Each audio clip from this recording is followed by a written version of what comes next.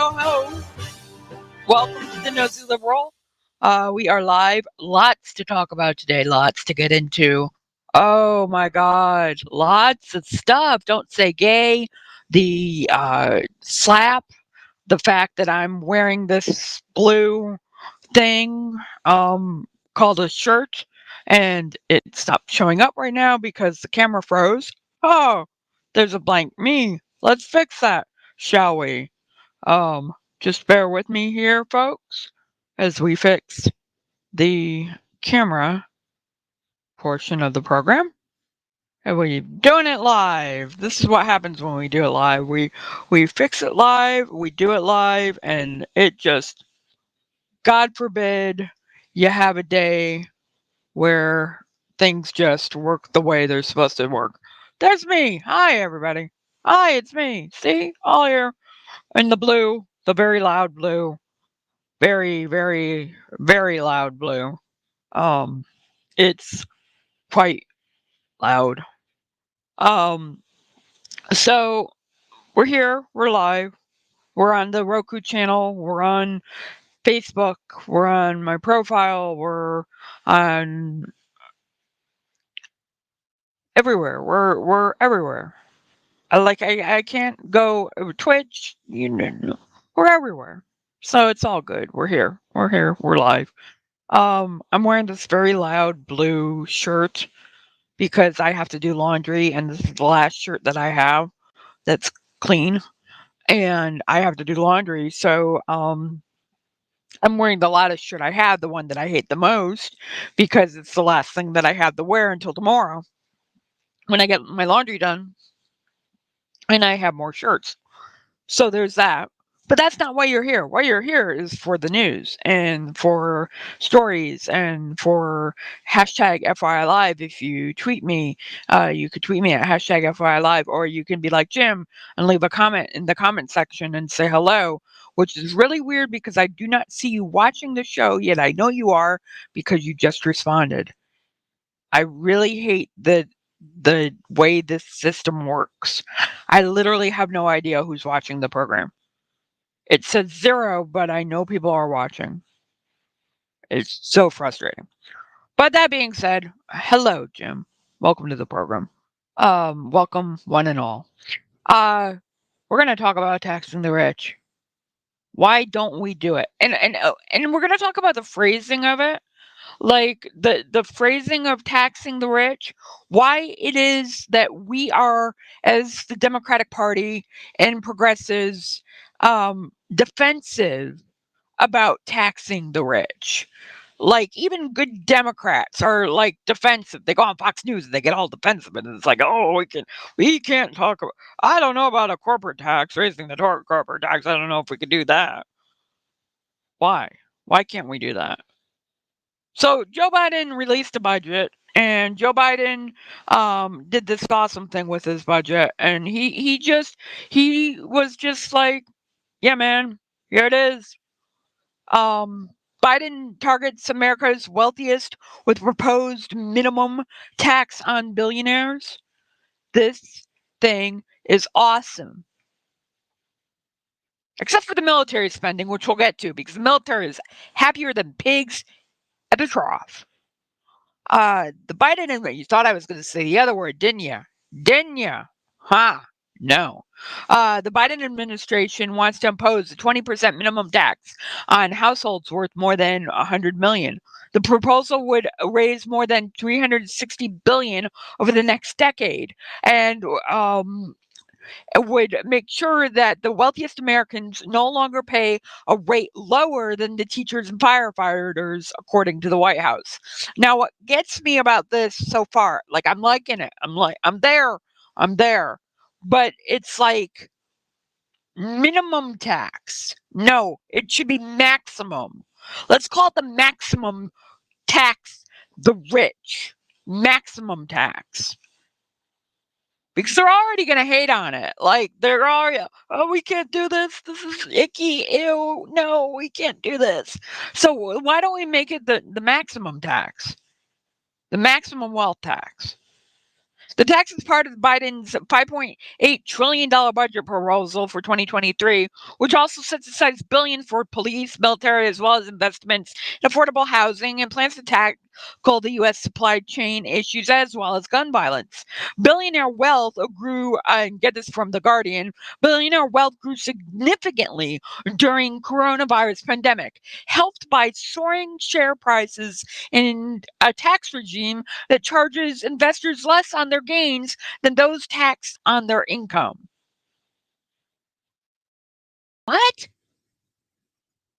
They're really not paying their fair share. Tax the rich. This should be. Yes, we're going to raise your taxes. We're gonna make it so your gains are taxed. And we're not going to apologize for it, because this is how you enact policy, with taxes that pay for things that you want, like a new NFL stadium that the Buffalo Bills is going to get. We'll talk about that later. Under the plan, households worth more than $100 million would have to give detailed accounts to the IRS of how the assets had fared over the year. Those who paid less than 20% on those gains would be subject to an additional tax that would take their rate up to 20%. Oh my God, it's so low. 20%. The Biden administration calculates that the tax would affect only the top 0.01% of Americans. Oh my God. Oh my God. My heart bleeds. Bleeds for these rich mofos. Bleeds. 0.01% of American households worth over 100 million. And that more than half of the revenue would come from the households worth more than $1 billion. The budget also sets to tackle another issue that comes, economists have argued, contributes to the widening income inequality, and that is share buybacks. The Biden proposal would stop executives from selling their shares for 3 years after a buyback is announced. So basically, they're going to cock block your buyback. Biden attempted to impose a 1% tax on share buybacks last year, 1%, but it failed in Congress. Both Biden's billionaire tax and the share buyback proposal will face tough opposition in Congress. Why? Why? Somebody needs to explain to me why.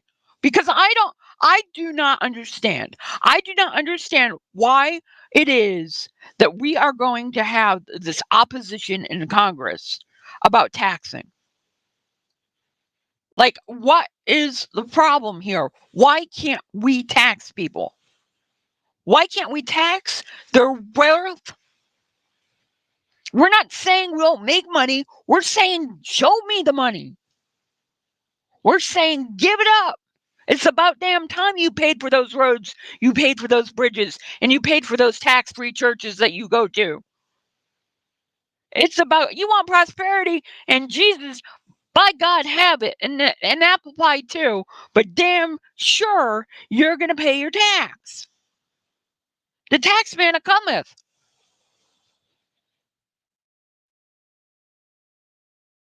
Democrats should be on board with this. Every Democratic person should be on board with this, because this is how we pay for policy. This is how we enact policy. When you tax and when you have a revenue come in, you are then able to fund programs that you want for good governance to actually materialize and do better. The government is not just there to fund the military. Although the Joint Chiefs, he's happy. And you know it's a good budget. You know it's a good budget if your Joint Chiefs staff is like, yeah, I'm cool with this. This is him. These investments will set the condition for the joint force of the future. Yeah, This baby, budget hoorah. ensures that the joint force can continue to meet the demands of the numerous and complex challenges that face our nation. And most importantly, The fiscal year 2023 budget request remains in line with our strategic approach and prioritizes China as the pacing challenge and recognizes the acute threat posed by Russia. Yeah, we recognize Russia, and we're going to take good care of your money too. We got that locked in. We got that Space Force money. We got that Air Force money. We got that Army money. And don't you tell me that's not a good investment, because you want to be a good American, right? You want to be a good American. You can't be dipping into the pool of the Army, and no. The Army gets all of what it's asking for, and then some. And then some. So why then policymakers can't come in and say, okay, all right, you want this, that's cool. Show me the money. Show me the money, rich people. You want to be well protected. We get that. We're giving it to you. We're giving you the mulligan. Have the mulligan. Take it. We're fine and dandy. The Joint Chiefs are happy. Said it right there. We're gonna be responsible with your money. We're not gonna waste it on toilet seats that don't flush. Or golden parachutes for Donald Trump to sail out of and hit hole in one somehow. We're gonna do good things with the money. We're gonna work at it. So if we can trust the military, who has black ops sites, who spies on us, and does all these things that we like to bring up as progressives and Democrats and Republicans, and they're a part of the get rich quick prosperity scheme going on in Ukraine and Russia right now. They have their yeah. Give us our money. Why is it then so impossible to say, hey, millionaire, billionaire, you gotta be after that buck. You gotta be after that buck. Let me have some of that for fiscal responsibility.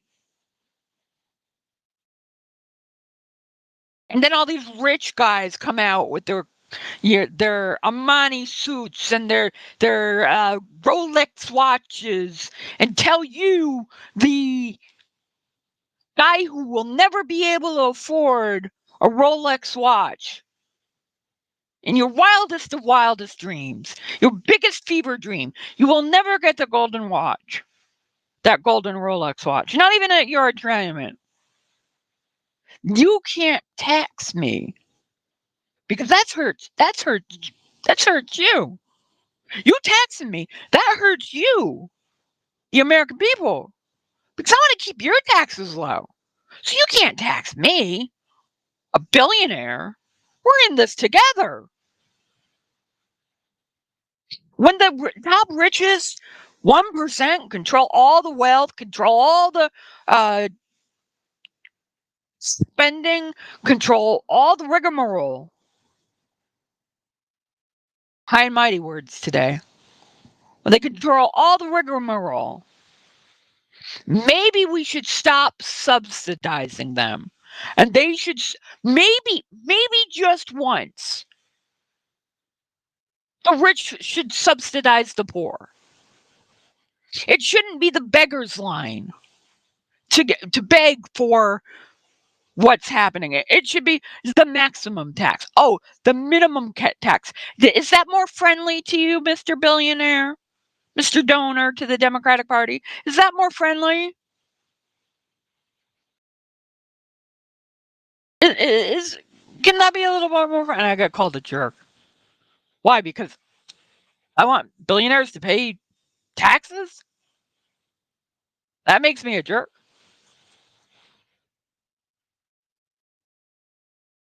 Jesus. Touchy feely.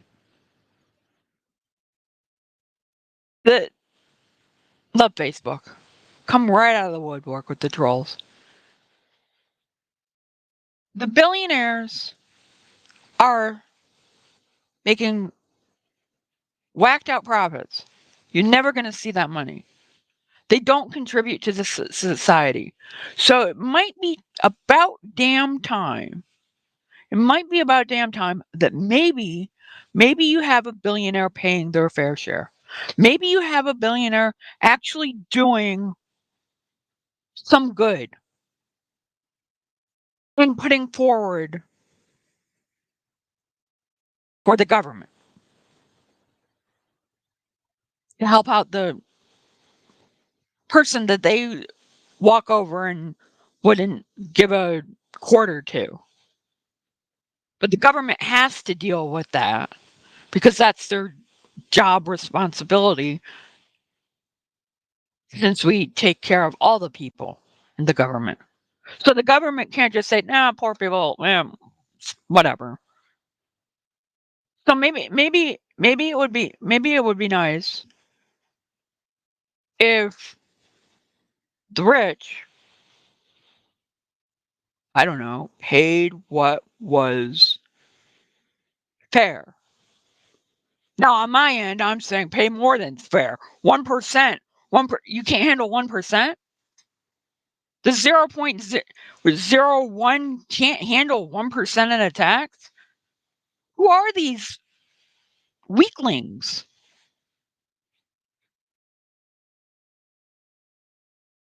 Who are these weaklings? You're listening to Nosey Liberal. I'm Tom Reynolds. I'm also apparently a jerk, which is interesting. But people are still watching. Hashtag FYI Live. Tweet me. I'll leave a comment in the comment section. Call me a jerk. Go right ahead. I want to tax the rich. I don't want the NFL to be subsidized by the state of New York. Um, Jim says I'm not being fair. I mean, look, good. I'm tired of namby-pamby bullshit. You know, I'm tired of the rich having 3 gold toilets per yacht. But they do so much, Tom. Look what Jeff Bezos does for the economy. What has he done lately? Soared in his giant penis-shaped rocket ship to the sky. Soared into the sky. Put William Shatner in space. What has he contributed lately?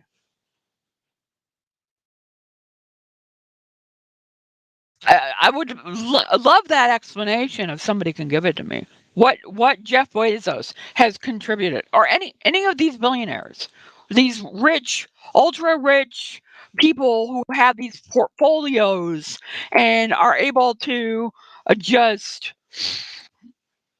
spend money as if it's water at the tap and and do whatever they want. They're not fair to me. Why the hell should I be fair to them? I mean, the story from the Guardian. The story we have from the Guardian. We have uh the Buffalo Bills. I know nothing about football. I know it's not soccer.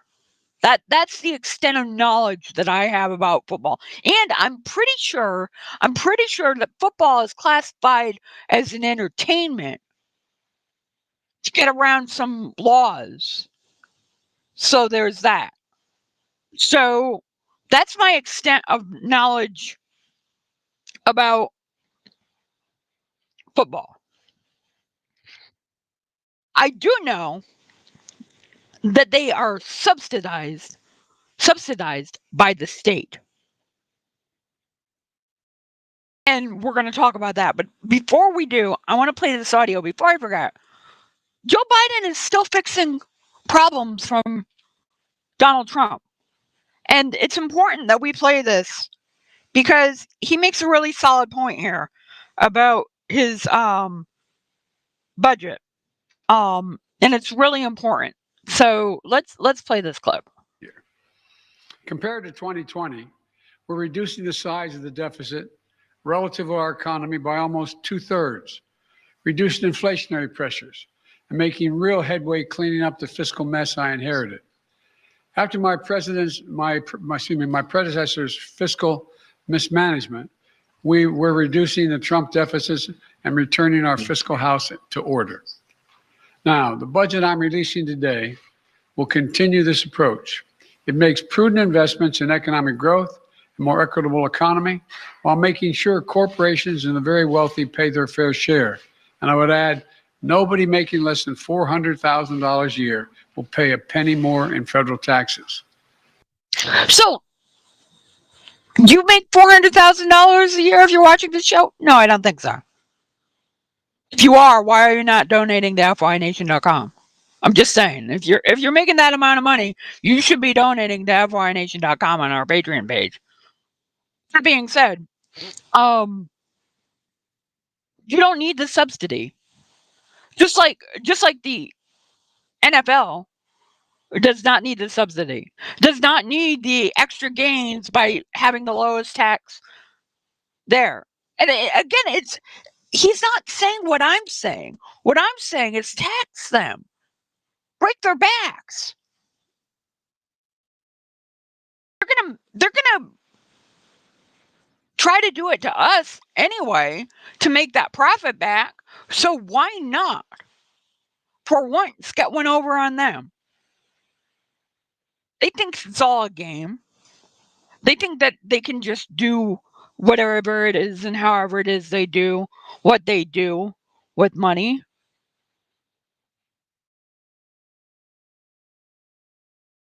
Spend it on hookers and beer, I'm imagining. Not that there's anything wrong with that. Hookers and beer. Who doesn't love a hooker and a beer? Well, I don't like beer. I think it tastes like piss.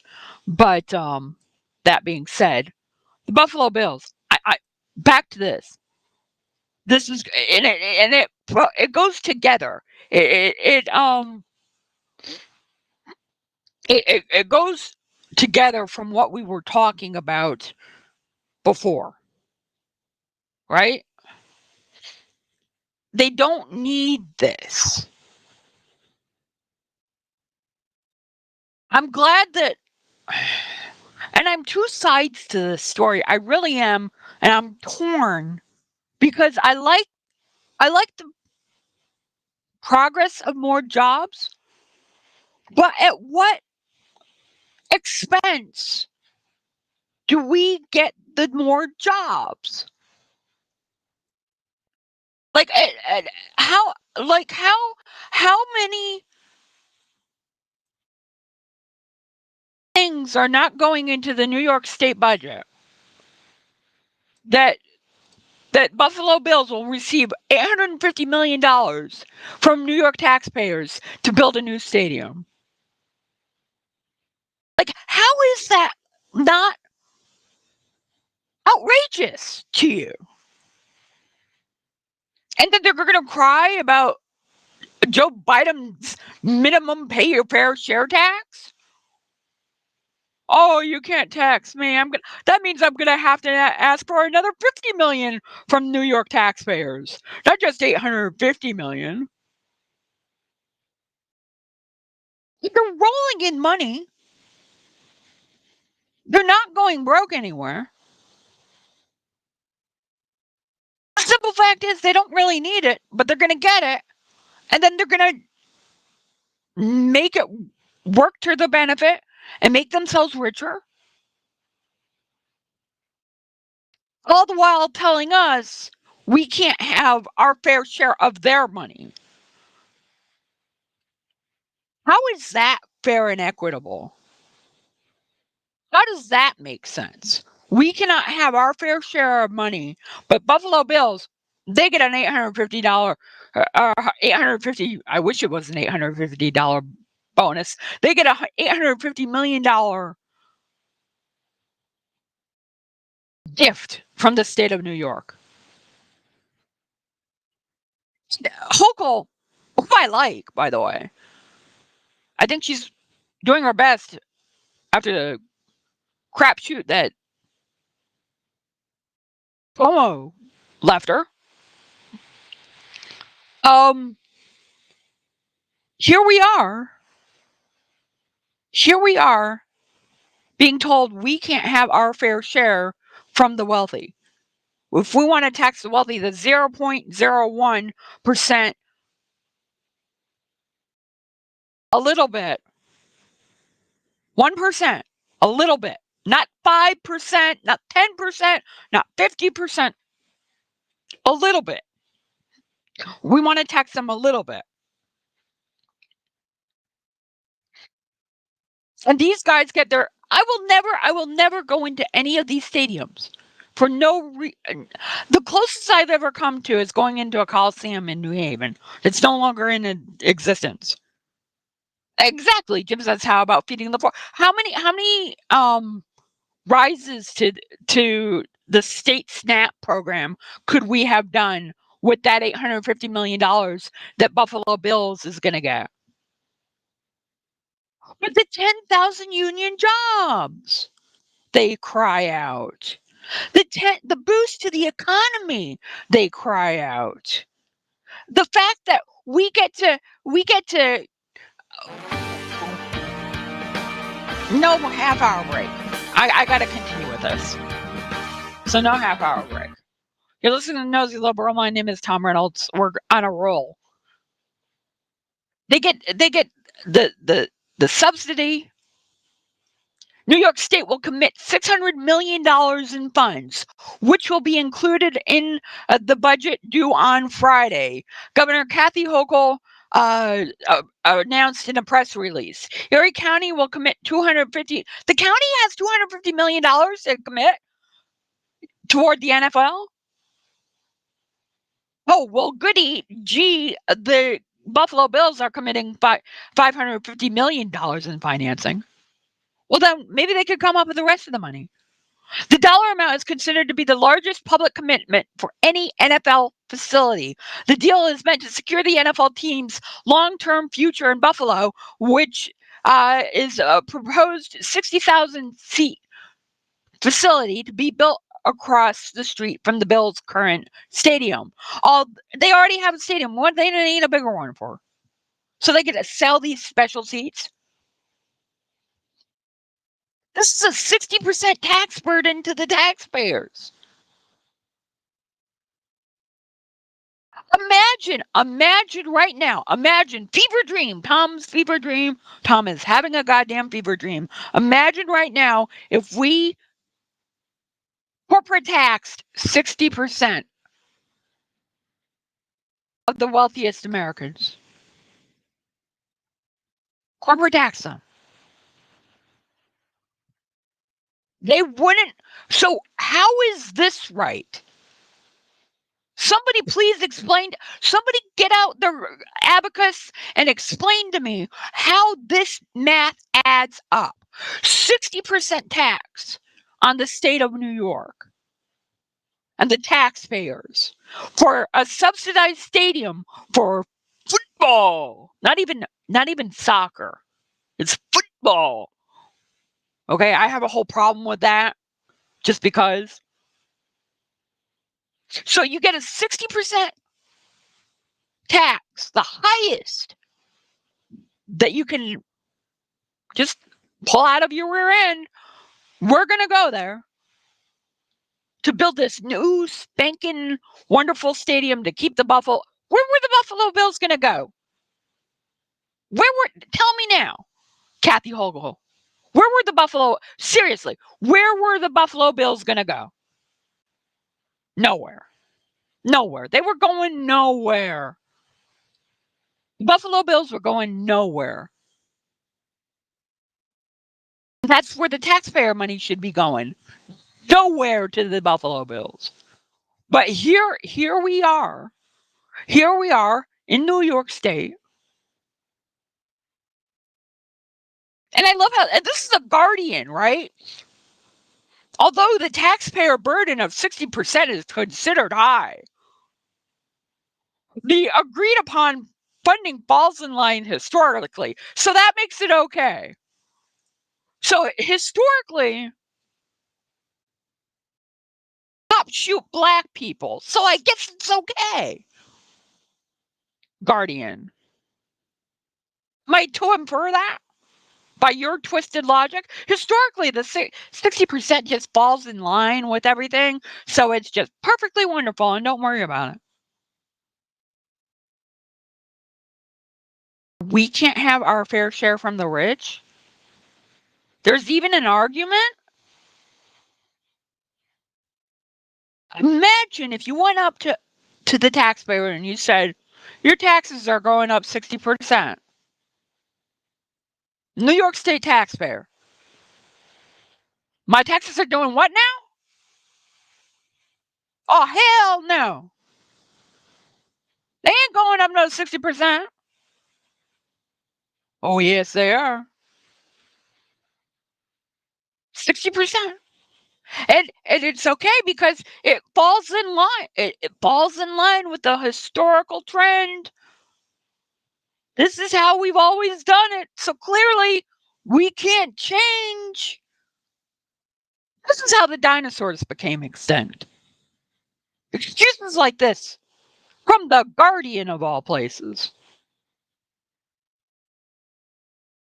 Excuses like this. Well, you gotta like do this Vulcan mind meld to get to logic and reason. We can't tax 0.01% of the billionaires and millionaires. 1%.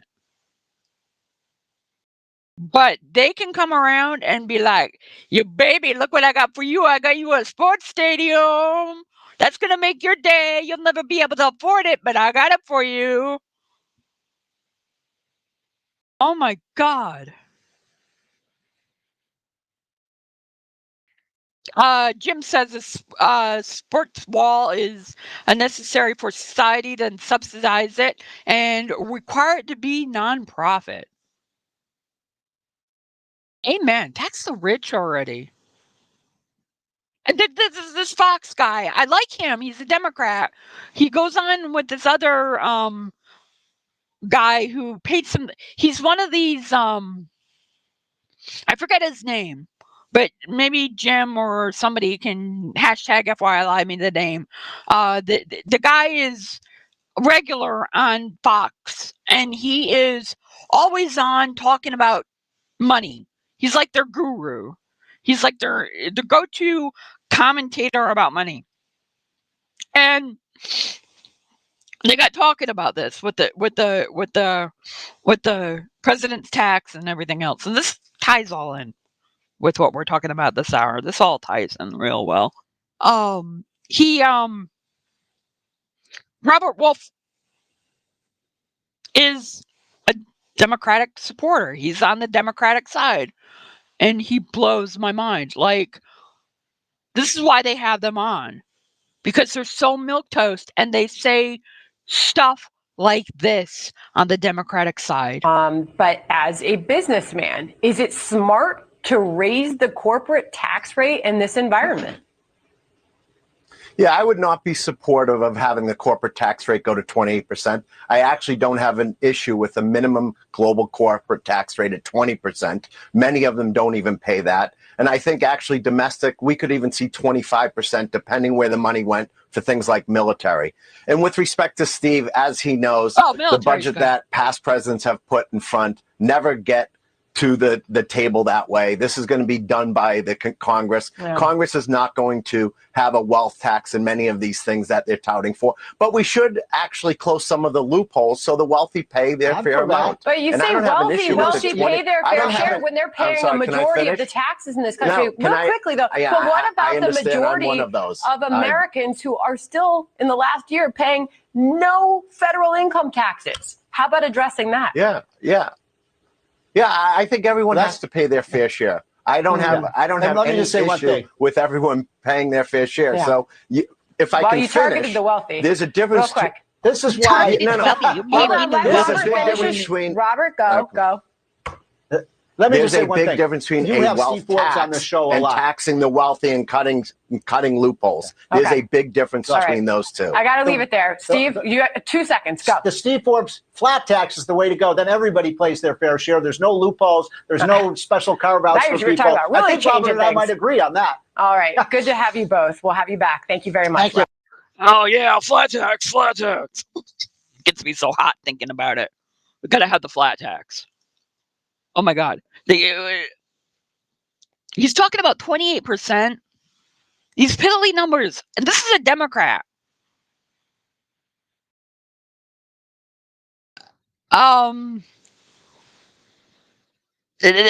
Jim says, "Don't interrupt me, bitch. I'm rich."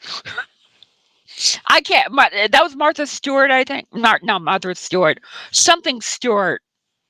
Another blonde bimbo on Fox News that, oh, well, you are attacking the rich. The rich do all this. They just, oh my God, the rich do so much for me. They do everything. Sweetie, you're thinking of your maid. Your maid does everything for you. It's probably not legal. Just saying. Oh my God, these people on Fox. And then the flat tax. Oh, the flat tax. Oh, so then Republicans can say there's no money for anything ever except for the military? And Robert Wolf, oh my God, Robert Wolf.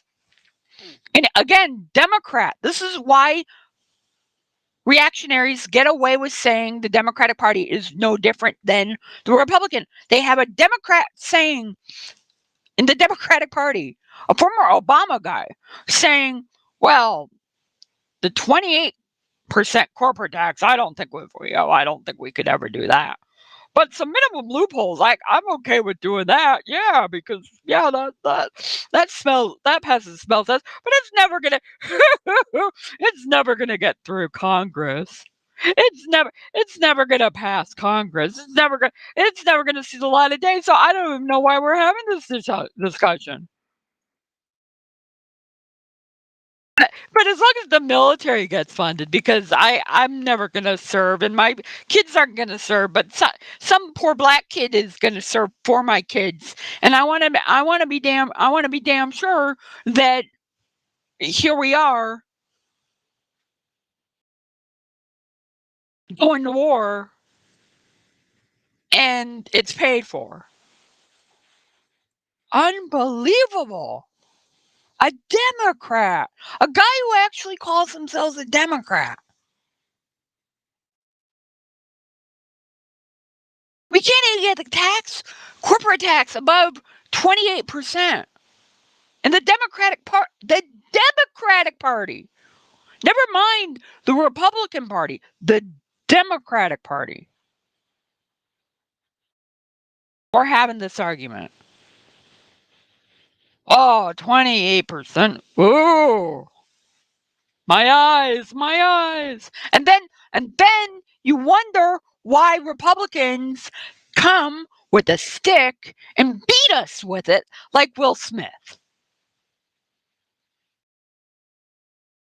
You wonder why they do that. Why is it the Republicans come and beat us with a stick? Could it be because the Democratic Party does not have a sound message on taxes? Yes, I want to tax the rich. Yes, I will sign that pledge. You want to do what? Tax the rich. You want to sign what? A pledge. I will tax the rich. Happily. With a smile. I'll even do a little dance over it. The rich should be taxed. It's really quite that simple.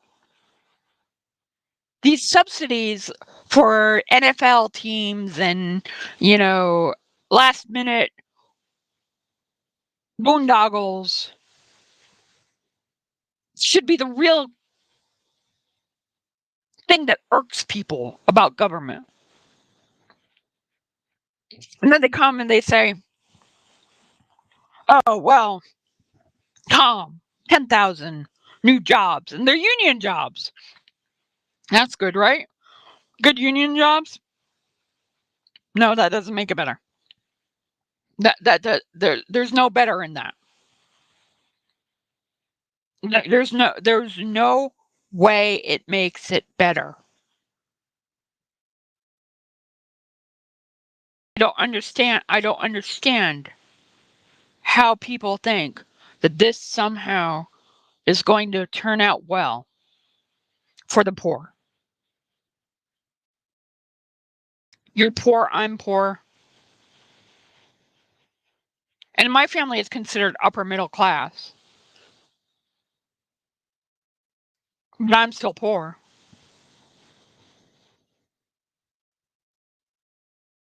I know people who have to go and beg for government handouts that Republicans slime. And I've had to do it too. I'm on a government health care because I don't make enough money. I'm in the spot where I'm at because I don't make enough money. I'm not asking anymore for the government to give me a handout. I'm telling the government to do its job and represent me. There's a difference. I'm not lining up at the soup kitchen with the bowl in hand saying, please, sir, may I have another? I'm saying, bitch, now. There's a difference. The Democratic Party, for it to win, has to have a message, a unifying message. And when it can't even get on the right track with taxes and get some slobbering by some nitwit on the right talking about the flat tax, which is a joke because it's poor governance. It's a way for the rich to keep all their money and the poor to stay poor. But if you want that, go for the flat tax. It's fair. Everybody pays the fair 7,999. What was that, Herman Cain? Is this 999? Yeah, everybody. 9 in German means no for a reason.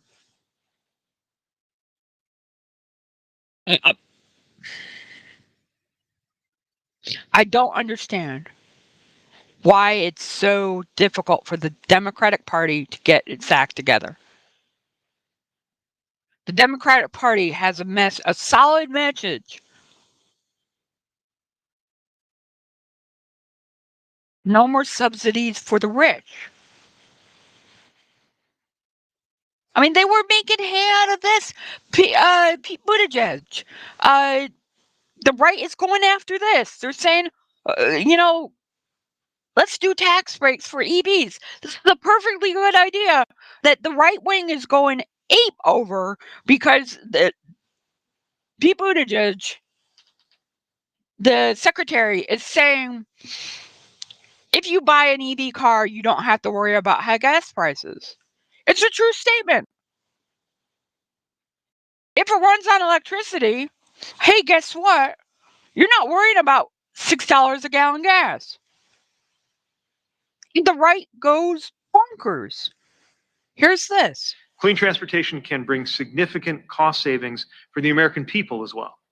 Last month, we announced a $5 billion investment to build out a nationwide electric vehicle charging network so that people from rural to suburban to urban communities can all benefit from the gas savings of driving an EV. So they're building the infrastructure for EVs. The right laughs at it. But they're going to tell me, in the same breath, they're going to tell me that Keystone XL is going to solve all my problems with gas and oil. And American independence on oil is going to solve all.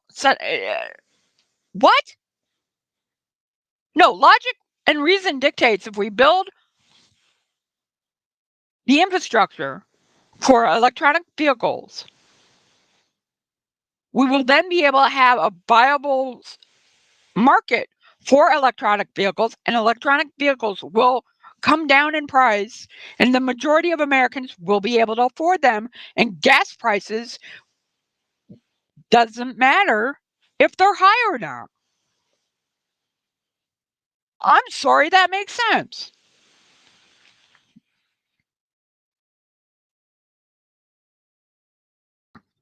Jim says those donors set the rules and those tax rates. Absolutely correct. Hashtag FYI Live if you want to tweet me. We're on the Roku channel now. We're live streaming on the Roku channel, the For Your Information Nation Network channel. You can check that out.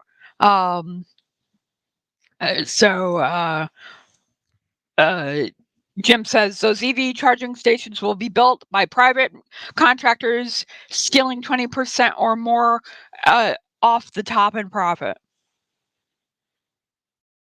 Well, way to be a Debbie Downer, Jim.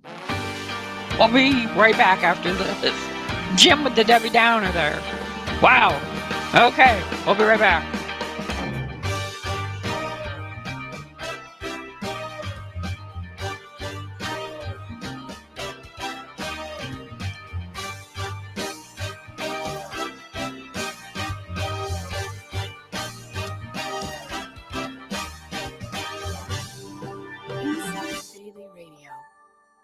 From food to fashion, science to tech talk, or for just plain fun, we've got you covered. From the art of all things, here's Lasana Jeffries. South Africa has declared a national disaster over the drought afflicting southern and western regions, including Cape Town.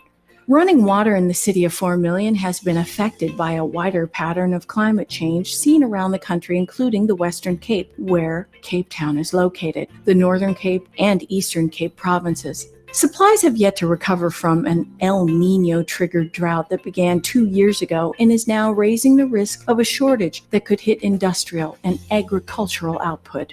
The Department of Cooperative Governance and Traditional Affairs said that after reevaluating the magnitude and severity of the drought, that it had reclassified it as a national disaster. The department said last week it was close to making such a declaration. However, Cape Town, whose picturesque oceanfront location is a major tourist draw, has pushed back to June 4th from May 11th, its designated day zero, when residents will have to start queuing for water, with city officials citing a decline in water usage. Deputy Mayor Ian Nielsen said that over the past week, water consumption in Cape Town had declined to 526 million liters per day, and that this was the first time the daily average had been kept under 550 million liters. Nielsen also pointed to city efforts to regulate the flow of water, and with cooperation, official appeals, it seems to have curbed their consumption.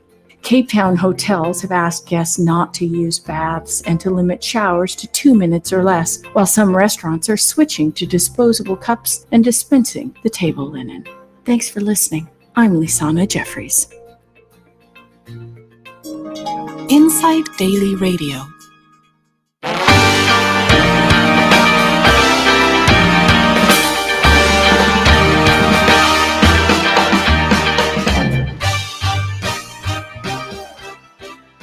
We will get there. No technical errors. We're working on it. Hashtag FYI Live is the way to tweet me. Comment in the comment section like Jim does if you're watching the program.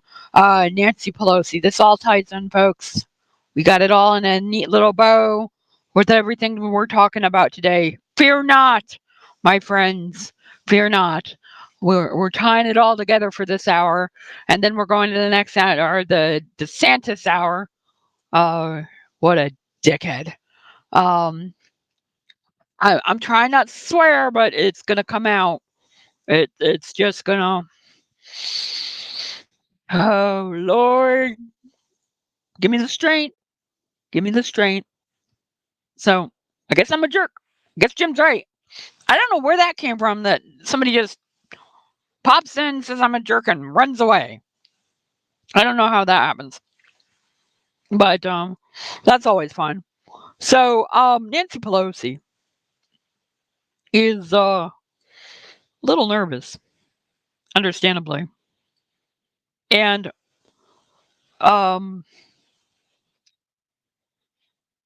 this is from the Hill. Pelosi, I fear for our democracy if Republicans win the House. Speaking of House, I got confused the other day. I had a moment, Terry. Oopsie. I was calling Marsha Blackburn representative, forgetting she's a senator now. While we were talking about her, my apologies. I don't like tripping up like that. I do my best not to do stuff like that. So there's I got a little twitch spot. Aw, that's so cute. So Pelosi fears our democracy. Let's dumpster dive into that, shall we? It is absolutely essential for our democracy that we win. I fear for our democracy if the Republicans were ever to get the gavel. We can't let that happen. Speaker Pelosi said during an interview with Time Magazine's Molly Ball as part of a virtual ceremony award for 2022 Toner Prizes for the political journalism, reports The Hill. At the time, Pelosi downplayed the notion that Democrats face an uphill climb to keep their slim House majority. I don't have any intention of the Democrats losing the Congress in November, Pelosi said. Pelosi predicted that the Democrats would pick up seats and pad their majority, not lose them. Everybody said redistricting was going to be horrible for the Democrats. Remember that? Not so. Not so. If anything, we'll pick up seats rather than lose 10 to 15, which be conventional wisdom has said that we would. There's nothing conventional anymore, and it certainly ain't wisdom. Well, she pinned that tail on the donkey. Jim says, shut up, Nancy. Jim does not like Nancy Pelosi. Shut up, Nancy. Go have some ice cream. She's right, though. She every once in a while, the clock strikes midnight, and you look at the clock, and it's right because it's midnight. You should fear for the democracy. You should fear what comes if the Democratic Party loses control of the House and the stupidest man in Washington becomes Speaker of the House. And I'm not talking about Donald Trump. I'm talking about Kevin McCarthy, to be clear. Kevin McCarthy is the stupidest man in Washington. Kevin McCarthy is the same guy who gave away the Hillary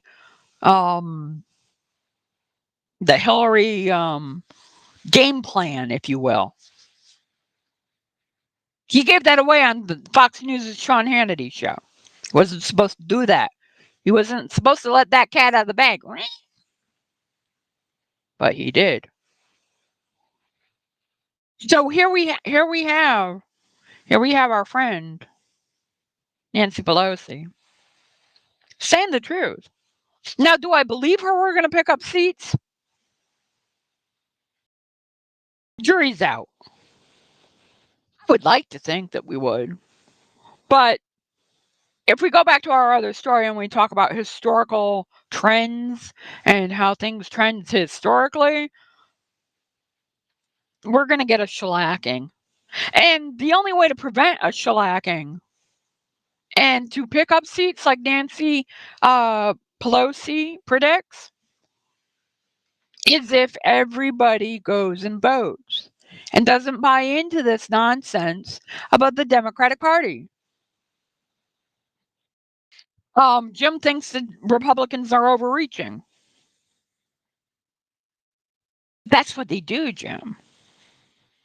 I mean, this whole Hunter Biden thing that we talked about last night on Woke Talk Radio, we'll re-air that show at 3 o'clock if you missed it. But we talked about it last night, and they're going as if there's this big investigation, and they got nothing. You go to the bottom of the article, and it's like, there's no there. You know? And they always talk about the kill all the Dems platform. I mean, for Pete's sake, we have a representative in Congress, and I'm going to play this video. We have a representative in Congress going on the Stu Peters show. The dude got canceled from Spotify. You know how hard that is? $200 million goes to Joe Rogan. Do you know how hard it is to get canceled from Spotify? This dude got canceled from Spotify. This guy. This right winger. And this representative is going on the Stu Peters douchebag show. And he is, where is it? Yeah. So I have to, this is Pete Sessions, representative and Republican in Congress. He is talking to the Stu guy, whatever. He's banned like Alex Jones. The only difference between him and Alex Jones is there's no lawsuit yet. That being said, he went on a show and they had this circle jerk about the Democratic Party. We're being attacked at our southern border, and they don't want to talk about this because the Great Replacement is real. White Christian Americans, America First patriots, people who believe in conservative core values, they want them out and replaced. These people think for themselves. This isn't the human 2.0 that they want running around here. The Democrat Party claims to be anti-discrimination, yet they want more and more discrimination against certain groups all the time. Are you willing to say that the modern Democrat Party embraces racism against white people? Well, I don't think there's any question that they are pushing not just the narrative, but the answers that would be exactly to that point. Pete Sessions, there you have it. We're going to close this hour with that. We'll be back next hour. Nosey Liberal, stay with me. We're live. FYNation.com. For your information, Nation Network Roku channel. We're streaming live on the Roku channel. We are everywhere. You can find us everywhere now. It's fun. Hop to it. You know you want to. Find out more about the partnership at soundbeat.org. Soundbeat is produced at the Belfer Audio Archive, Syracuse University Libraries. I'm Brett Barry. This vegetable can clean drinking water. That story and more on H2O Radio's weekly news report. I'm Jamie Sudler. I'm Franny Halprin, and it's This Week in Water. Imagine an entire city block of 6-story apartment buildings disappearing into a sinkhole 90 feet deep. That's the size of a depression that scientists discovered underwater in the Arctic Ocean as permafrost thaws and changes the seafloor. We usually think of permafrost as frozen ground on the Earth's surface, but it can also be found at the bottom of the sea. According to a study led by the Monterey Bay Aquarium Research Institute, permafrost has been hidden under the Canadian Beaufort Sea since the last ice age 12,000 years ago. But as the sea ice retreats, researchers have been able to travel to the area and map the seafloor. The study describes how the melting is not from the atmosphere above, but from warmer groundwater below that degrades the permafrost in a long-term process that has been happening for millennia. As it melts, the permafrost under the Arctic Ocean shrinks and collapses. The researchers say the thawing of the undersea permafrost may not be due to human-caused climate change, but it could have a profound effect on global warming, depending on how much greenhouse gas it contains and if and when it's released. Noise traveling underwater is important for marine life. Cetaceans like whales and dolphins send and receive complex sounds to communicate, navigate, and feed, as do many fish and invertebrates. But a new study shows that climate change will warm waters, affecting the speed that sounds travel in the ocean. Scientists led by Memorial University of Newfoundland and Labrador found that in some places, the speed of noises will increase by about 55 miles per hour by the end of the century, spreading sounds faster and making them last longer before fading away. The authors say the marine soundscape is a cacophony, not just from living creatures, but also waves and cracking ice. The warming will also accentuate human-generated sounds like ships and resource extraction. The researchers studied common vocalizations of the North Atlantic right whale, one of the rarest marine mammals, which recently was found to have decreased 10% in population in just a year. A different study has shown that the whales had lost over 2/3 of their communication space due to noise from passing ships. Microplastics have been found in all corners of the world, from Antarctica to Mount Everest. So it should come as no surprise that last week, researchers found the pollution in human blood. Scientists in the Netherlands analyzed blood from 22 healthy adults and found plastic particles in nearly 80% of them. Half the samples contained PET plastic, commonly used in drink bottles, while 1/3 contained polystyrene used in food packaging and other disposable items like cups and utensils. 1/4 of the samples contained polyethylene used to make plastic bags. The study says microplastics get in our bodies because they're in air and water, and they're also in our food and personal care products, ranging from toothpaste to lip gloss and even tattoo ink. A separate study from 2021 estimated that the average person ingests a credit card's worth of plastic each week. As The Guardian reports, the study shows that particles can travel around the body and could possibly lodge in organs. Given that plastic pollution is expected to double by 2040, the researchers say further study is needed to understand health impacts, such as whether the tiny fragments are eventually excreted and whether they are getting past the blood-brain barrier. And finally, speaking of microplastics, when they end up in wastewater, typically treatment plants remove them in 2 steps. First, they skim as much as they can off the surface. The rest are taken out with so-called flocculants, sticky chemicals that attract contaminants to form large clumps or flocks that can be collected. But many flocculants are potentially harmful. So Rajani Srinivasan at Tarleton State University in Texas wanted to find non-toxic alternatives. So she made a trip to the grocery store to buy okra. If you've ever eaten okra, you know it can be a bit slimy, but that slime is made up of polysaccharides, and Srinivasan found in previous experiments that the goo worked well to remove textile-based pollutants from water. So she thought, maybe it could work for plastics. In the lab, she and her students tested polysaccharides not only from okra, but also fenugreek, cactus, aloe vera, and tamarind. After some experimentation, it was found that okra paired with fenugreek worked best at removing microplastics from seawater, while okra paired with tamarind did best in fresh water. Overall, the plant-based versions worked better than or as well as the traditional flocculants used in treatment plants. Srinivasan says the polysaccharides could be an inexpensive solution for treatment plants in developing countries. She plans to scale up and commercialize her method so microplastics can be removed from water on an industrial scale, enabling cleaner and safer water for all. That's it for This Week in Water. Support comes from GC Green, a veteran, woman, and Native American-owned clean energy and resiliency solutions company. Learn more at gcgreen.com.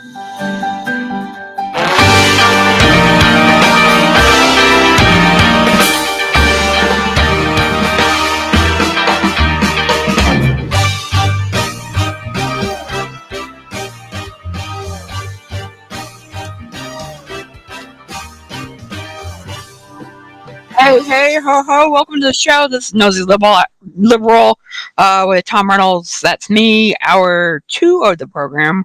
Welcome to it. Ron DeSantis is a jerk.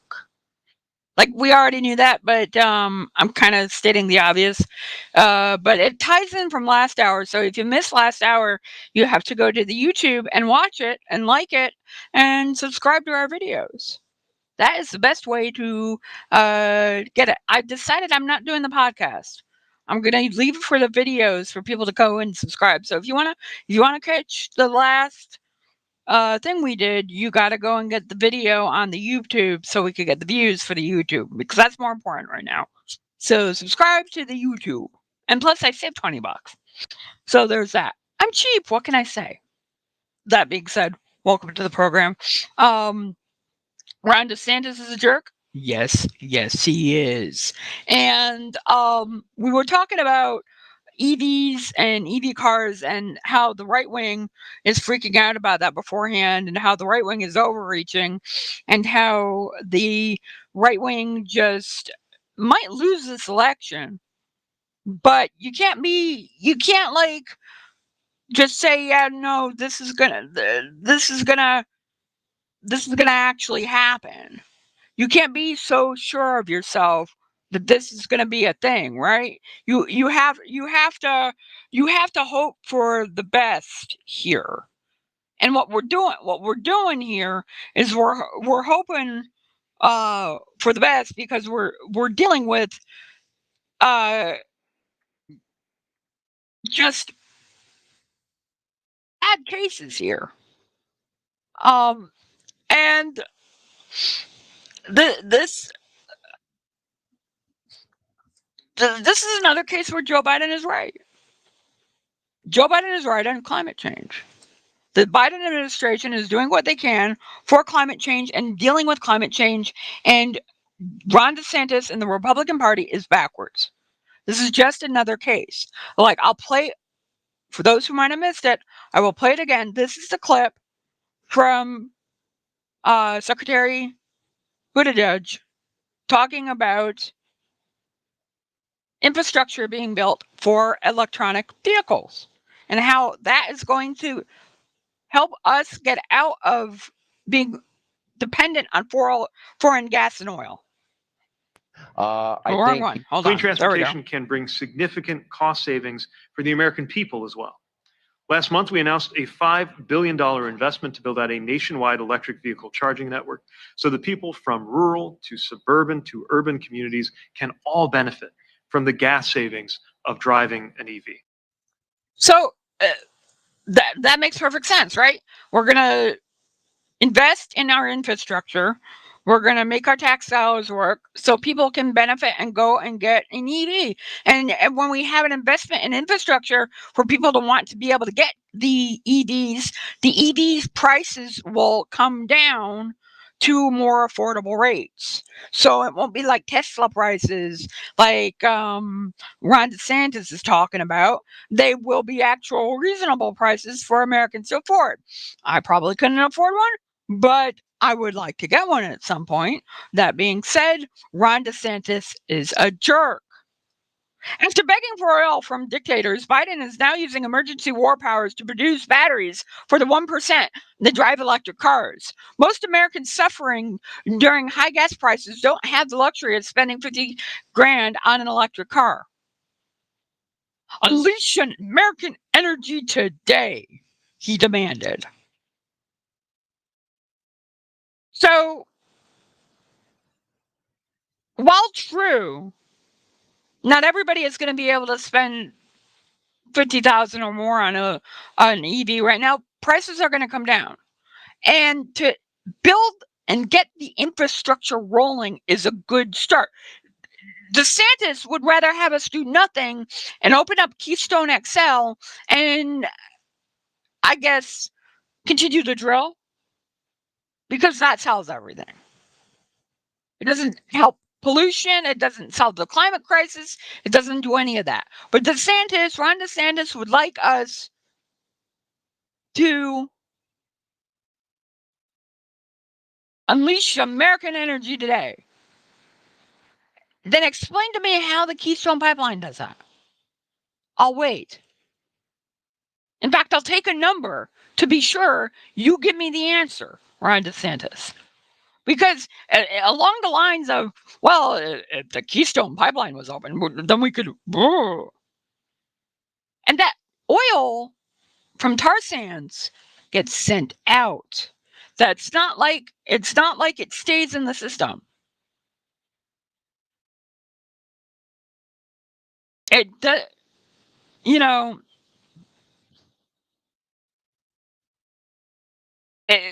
Jim, I agree with you. There ought to be a trade-in incentive. Absolutely. Um, uh, um, we need an EV chart. We need to stop thinking two-dimensionally. We need to start playing 3D chess. We need to understand how we're going to get ourselves out of the next crisis. And getting us off the tip of fossil fuel is going to get us out of the next crisis.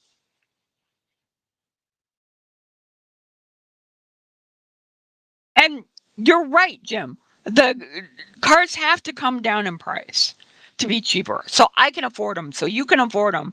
So anybody can afford them. But let's be fair about that too. When the original Model T came out, prices were only available for the ultra rich. And then they came down because of mass production. We're not at mass production yet for EVs. We're years from mass production for EVs. So the only way to get to infrastructure or to get to mass production for EVs is through infrastructure. And to talk it down like Ron DeSantis is doing is just two-dimensional. He's not seeing the forest for the trees. He's looking at the here and now. Okay, well, that's how here and now problem. What about the next time? What about the next industry issue? We can't keep relying on an outdated, ill-equipped method because, oh my God, it's cheaper. Electronic vehicles will be cheaper for everybody once everybody has them in mass production, once the infrastructure is there.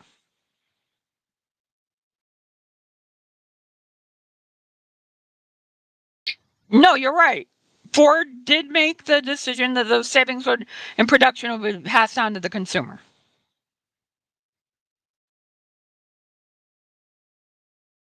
And that's the question. Will the new manufacturers of EVs do that? I would like to think so. I would like to think GM wants a strong market in these.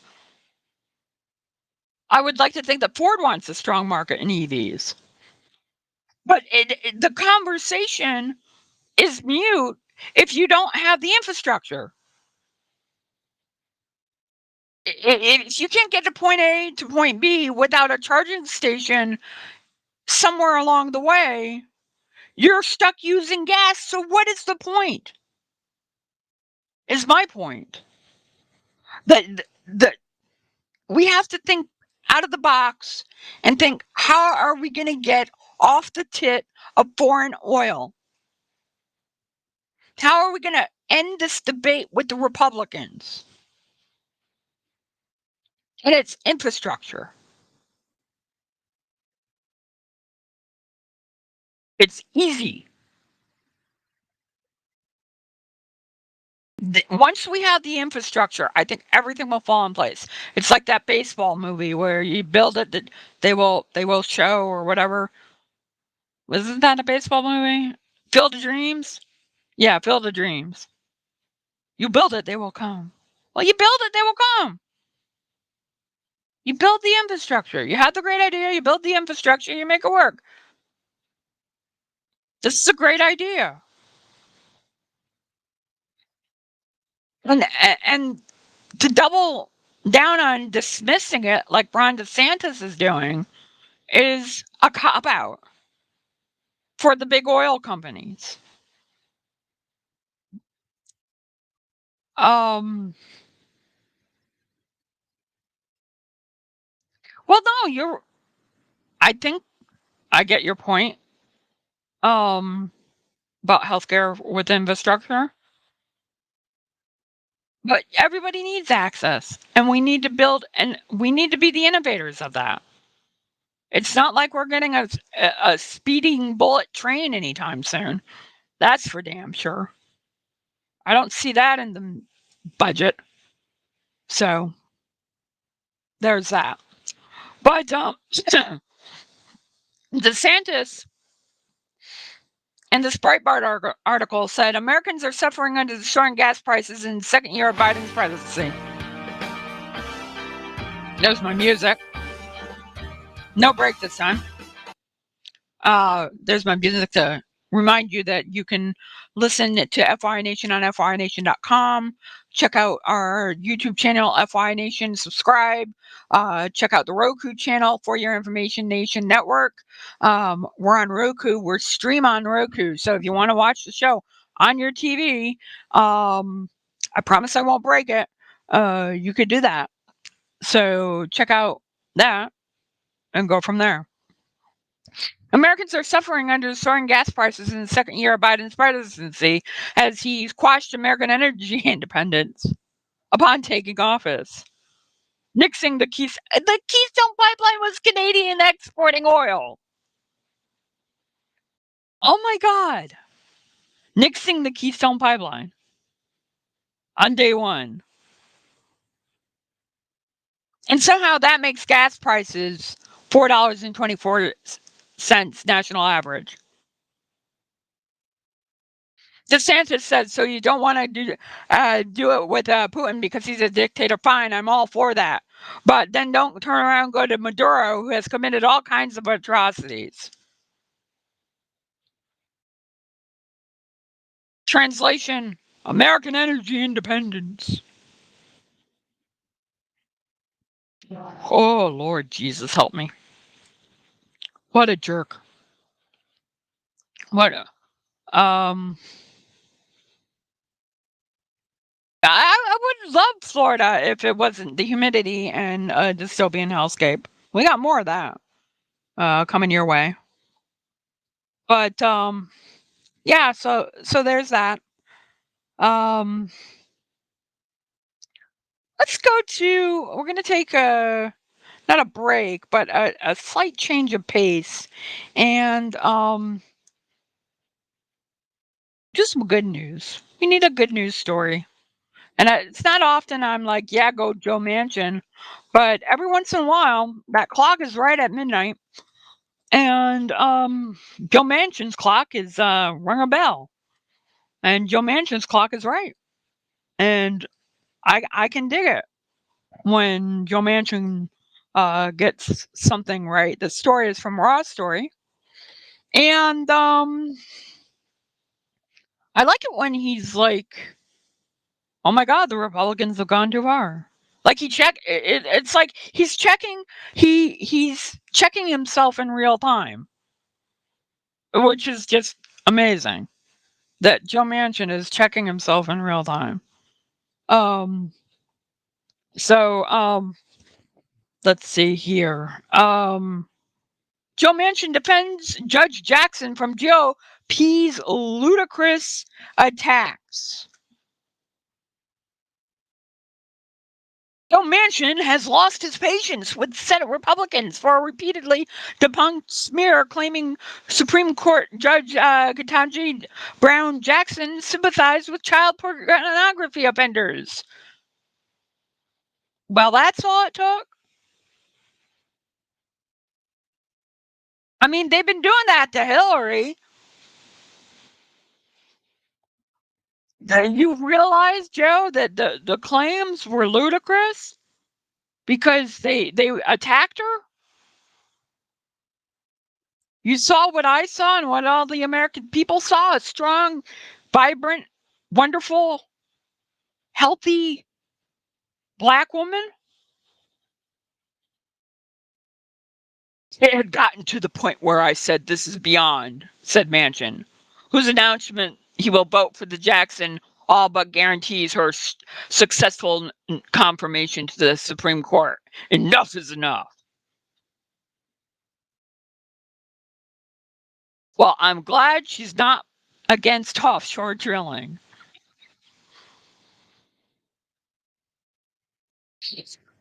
But when you're going to go and you're going to do the right thing.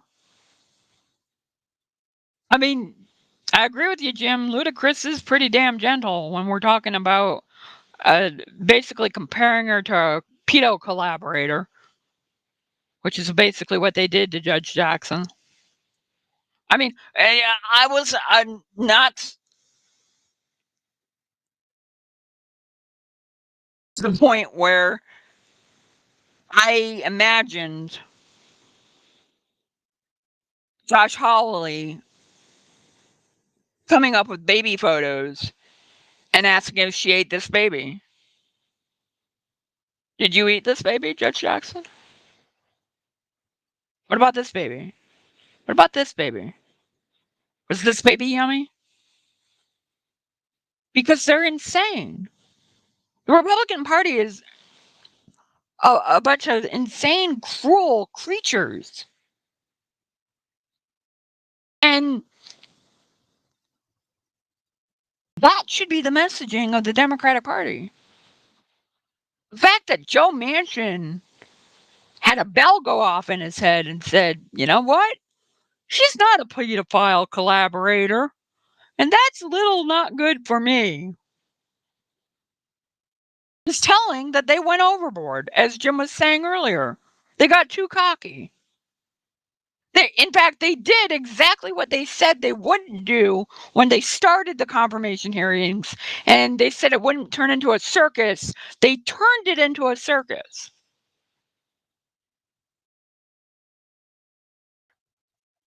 They pulled out all the right-wing tropes. The CRT, oh, what about this book? What about that book? What about, oh, it's an Amazon bestseller, is it? That can't be good.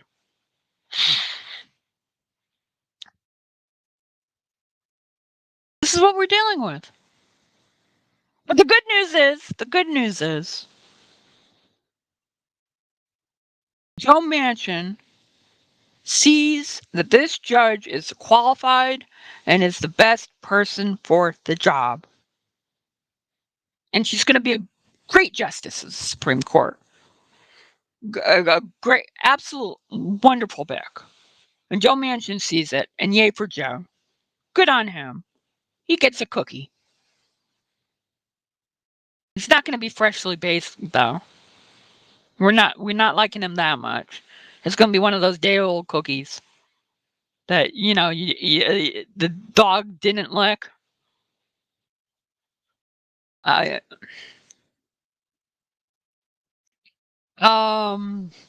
remember that Navarro said that there were over 100 Congress critters that were in on the big plot. Yeah, no, Jim, you're absolutely right. Like I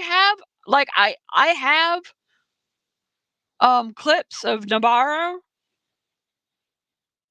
but I will get content violated on YouTube if I play them. So I can't play those clips. I have to be very careful now of what clips I play on this channel. Otherwise, they'll violate me for content violations. And I can't afford to be down again for a week. Tom can't afford that. We're just starting to grow, and this channel is starting to pick up. And you'll do me a wondrous favor if you subscribe if you haven't already. For those who have, thank you. It is appreciated. Those who haven't, where are you? I'm waiting. So there's that. Let's go back in our time machine and go back to, whoa, that was weird. Whoa, my computer just had a hookup. That was the weirdest thing I've ever had go on with my computer. I hope everybody's still there. Yes, everybody's still there.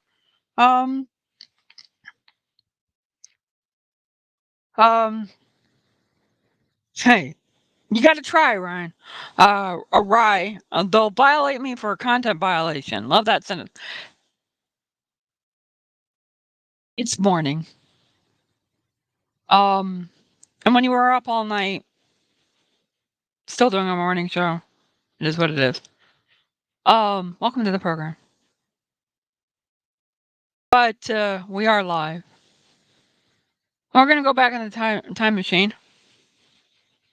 Oh, excuses. Oh, you're gonna be a fun one, are you, Ryan?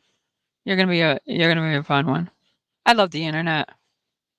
The Twitch makes it interesting. I gotta say, being on Twitch makes it interesting. No break because we're talking with Ryan, and we're gonna go on our way back machine now that the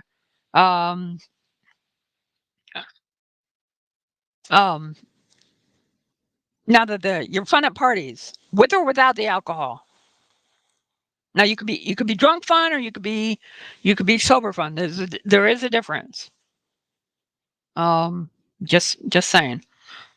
So they content violate. So I got to be careful with what we do for the channel as far as that goes. So you're not going to take a side rye either or. Come on, that's a cop out. You got to be better than one or the other. You know? Like me, I'm better at being a democratic socialist than I was when I was a Republican. I was a shitty Republican. Self-hating, gay and all. So, back to where we were with the video. Before my computer went bonkers too, which kind of scared me. It like literally blacked out mid-show, and it's a brand new machine. Maybe it was the Russian troll from last night. So Ron DeSantis is a dick, but Pete Sessions is a bigger dick, and he went on to this guy's name doesn't matter. Spotify blocks him. I mean, how bigoted and self-righteous do you have to be to get blocked by Spotify? But Pete Sessions was like, "Yeah, I'll go on your show, and we're going to talk about the border."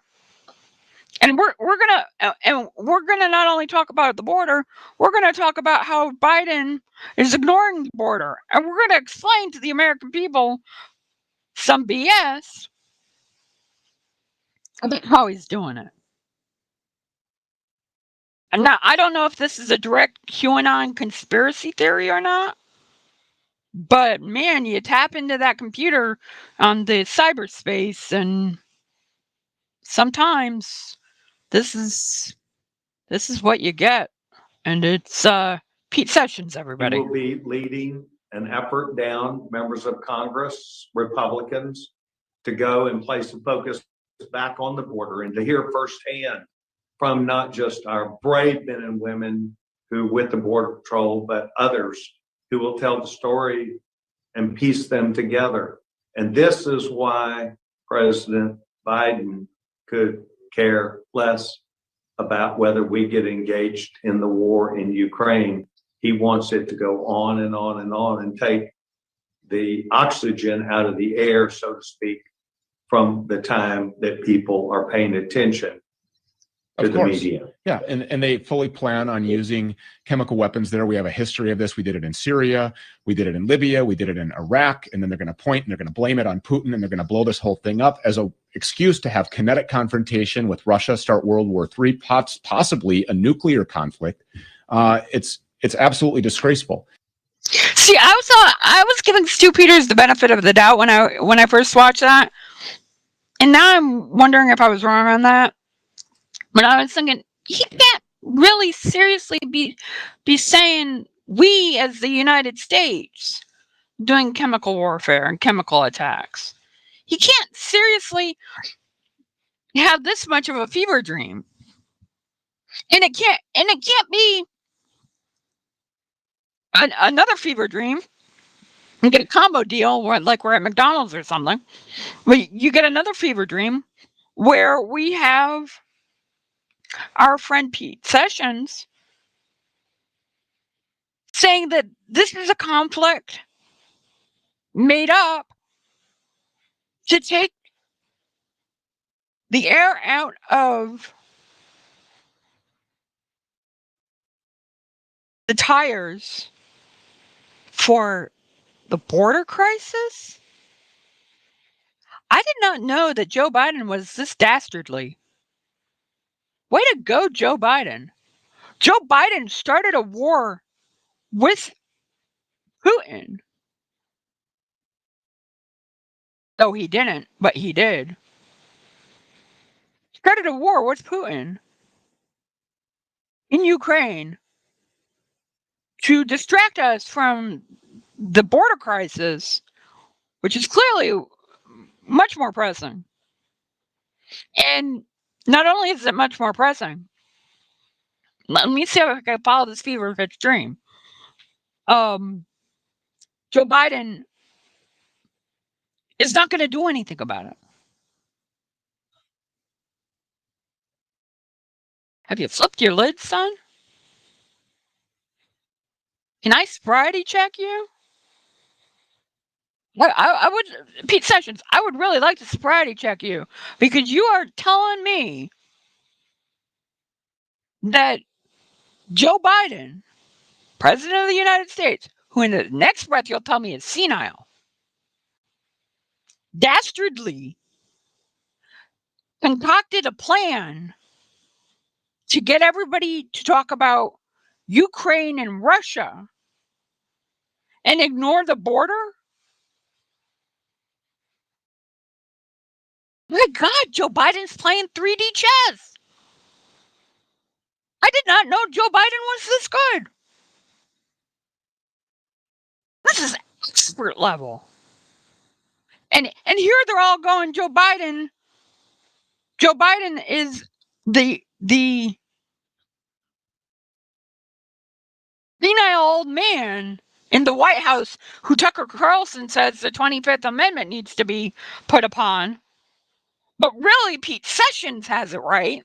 Where if you believe Pete Sessions, he's concocted this whole mastermind plan to divert attention from the border wall crisis. Unbelievable. The somersaults they have to do in their head to make something work. Biden and the dead Hugo Chavez are smuggling CRT bombs across the border. No, that would be books, Jim. That is deadlier. A book is much deadlier. Just saying. So yeah, like what the actual the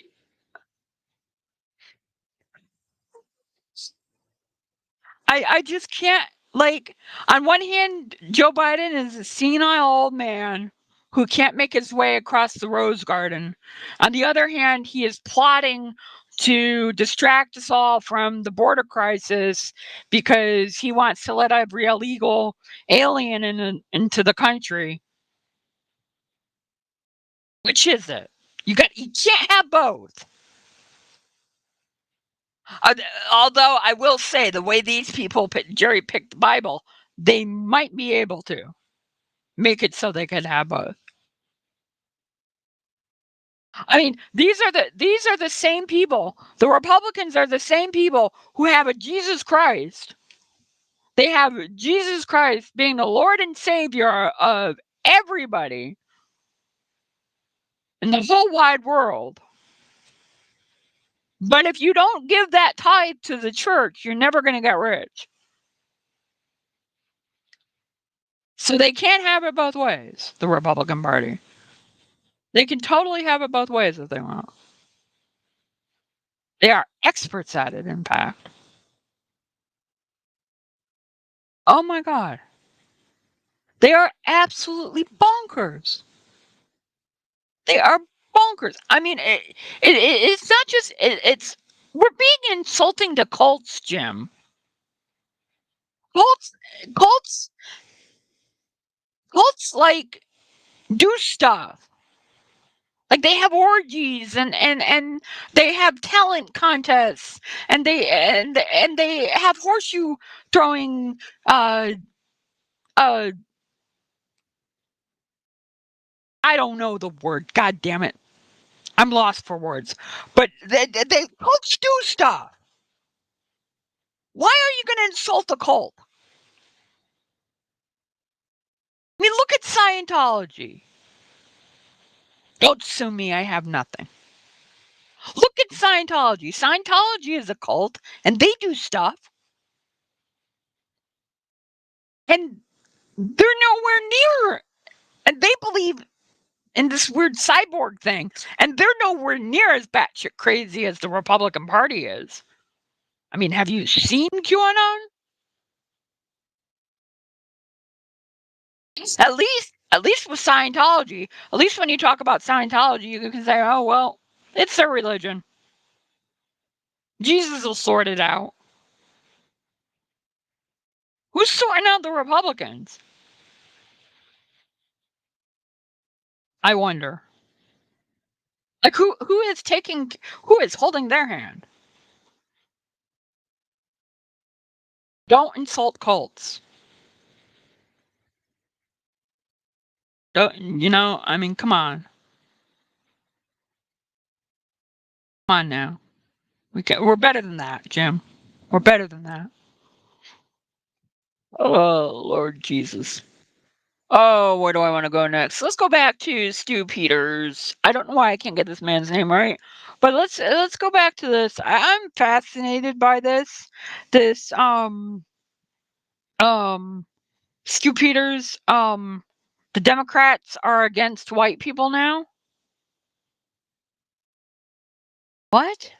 Yeah. I mean, what? Let's try this again. We're being attacked at our southern border, and they don't want to talk about this because the Great Replacement is real. White Christian Americans, America First patriots, people who believe in conservative core values, they want them out and replaced. These people think for themselves. This isn't the human 2.0 that they want running around here. The Democrat Party claims to be anti-discrimination, yet they want more and more discrimination against certain groups all the time. Are you willing to say that the modern Democrat Party embraces racism against white people? Well, I don't think there's any question that they are pushing not just the narrative, but the answers that would be exactly to that point. When you look at the thing. Dude, if the Klan hat fits, wear it. Yeah. I mean, nothing but projection there. They're pushing us out. The victimhood. Oh my God. It's like nauseating. And then like Joe Biden is the leader on a lot of this. So he has the guy that is the authority figure in the Democratic Party, if you ask them, because he's the president of the United States. So, okay, let's go with their theory. Then you get shit like this from, where is it? Where is my friend Ted Cruz? Here's Ted Cruz. I think you and I are old Reagan doctrine guys. No American boots on the ground. Provide the weaponry like Reagan provided the Mujahideen, the Contra rebels. Let them fight their own fight. And the Trump doctrine. Give them the force that is needed to win the war. Yeah, that's exactly right. We ought to be providing the weapons for the Ukrainians to defend themselves. We ought to be providing the Polish MiGs. We ought to be providing S-300s and Javelins and Stingers. Okay, and the not Biden the administration MiGs, is but everything slow-walking else. all of that. And then number two, no, it's not. We ought to be going after Putin's revenue, and that means oil and gas. That means American energy production. And Biden is so much in hock to the Green New Deal radicals that he's unwilling to step up American energy production. I got to say, Sean, watching the cascade of blunders from Biden, that's 5 gaffes in 48 hours. I don't recall ever seeing an American president mess things up so badly, from calling for regime change, then calling that back, from suggesting America would launch chemical weapons to walking that back, from suggesting the 82nd Airborne would be sent to Ukraine to calling that back. He also said sanctions never work, despite their talking points having been for months that the threat of sanctions is precisely why he waived sanctions on Nord Stream 2. And I got to say, there's a 5th gaffe in the segment you played right at the beginning of the show. When Biden was trying to explain all of this, he said, well, the explanation is that Americans are training Ukrainian troops in Poland. What? Okay, if that's the case, I don't know about it. But if that's the case, that is surely classified, and it may be that he's explaining classified secrets on national television. Sean, this is like Mr. Magoo as president, where every time he explains one thing, it gets worse and worse and worse, and we've got nuclear weapons pointed at each other. It is incredibly dangerous, this kind of presidential weakness. And our enemies see it, and our allies see it, and it is extraordinarily dangerous. And you're helping them along. You're calling him Mr. Freaking Magoo. You're helping them along. You're propagandizing for Putin, is what you're doing, Ted Cruz. And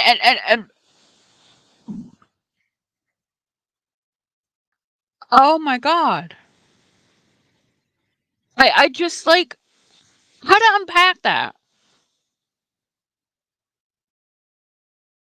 And then the whole thing about the troops in Ukraine. Well, I never heard about it. I'm Ted Cruz. I hear about everything.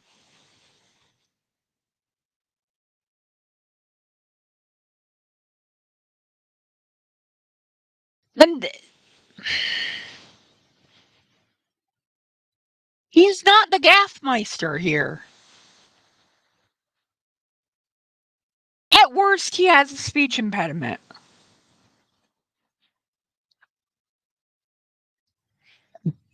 He can run rings around Ted Cruz. Just because Ted Cruz can do the fancy oratoring. There we go. Now we're making up words as we go along. Just because Ted Cruz is all good in that fancy talk,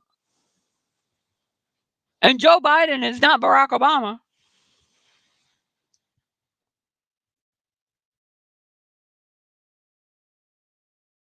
I'm not saying it doesn't matter whether or not Joe Biden declassified something.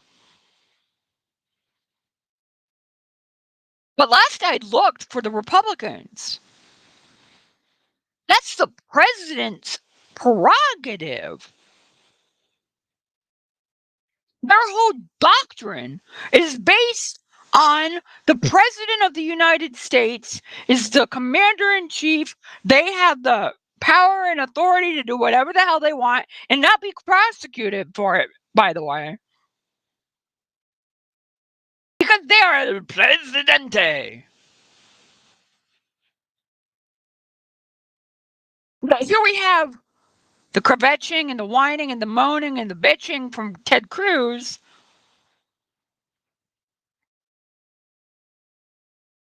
About Joe Biden and his gas.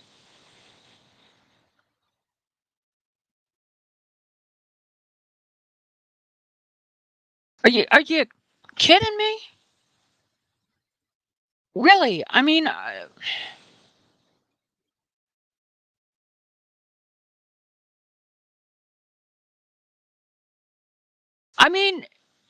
I'm sorry, and Jim nailed it.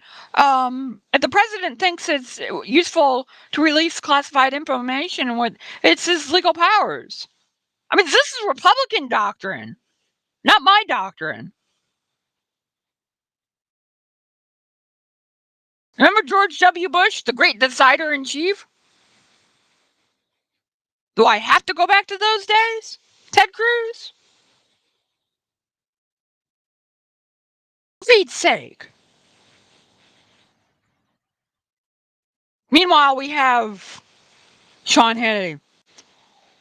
And the only thing, by the way, that he's not doing on that list that he was complaining about with all the sanctions and the armor and helping out the Ukrainians, the only thing he wasn't doing on that list was the MiG-25s. He axed that for whatever reason. His prerogative. Joe Biden's prerogative. Joe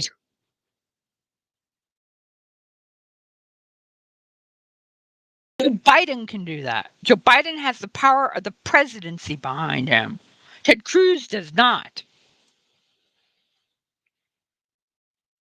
And Ted Cruz hates that. Ted Cruz cannot stand that fact. Let's be honest about that. Let's be honest about that. Because if we're not, ooh lordy. So we're gonna have a little I think we have a break coming up, don't we? I'm waiting for my break music. Like, where's the break music? And no, we don't have a break coming up. I thought we had a break coming up, and this time we don't have a break coming up. I still have 10 minutes. So where do I want to go, Tom? Where do I want to go? I want to stay. I have so much video and stuff. I don't know where I want to go. We're gonna do the don't say gay stuff in hour 3. The don't say gay stuff, we're gonna take up the whole hour. We're gonna do the Oscar slap stuff now and round out this hour with that and do that. I think it's gonna be the best. It's gonna be the best way to do it. So we're gonna do it that way. Yes, indeed. I'll tell you that computer little glitch that happened earlier. Like literally everything just kind of went berserk on me and blacked out and then came back on and acted like it was all working. So I'm definitely glad with the computer that I have now because that would have never happened with the old computer. So there is that. Nosey Liberal, my name is Tom Reynolds. You're listening to it live. Will Smith. Oh Lord, are you not tired of this already? Has this not been played out for you? I mean, seriously, one of the content things that got me dealing with a content violation was a clip of the 5 talking about black on black crime and the media covering black on black crime. And it wasn't because I did a clip from the was not because of the clip from the Fox News that got me violated. The clip that got me violated with a warning was the Oscar part of the clip. So I have to be, like I was saying before, I have to be really, really on the ball with clips that I play for you guys because it's not just the radio anymore and it's not just the Roku channel anymore. We're doing it over Twitch and YouTube and Twitter, and everybody has their eyeballs on it. And people get a little antsy in their pantsies, and it doesn't work out so well sometimes. But Will Smith apologizes publicly to Chris Oscar slap. I was out of line. You think?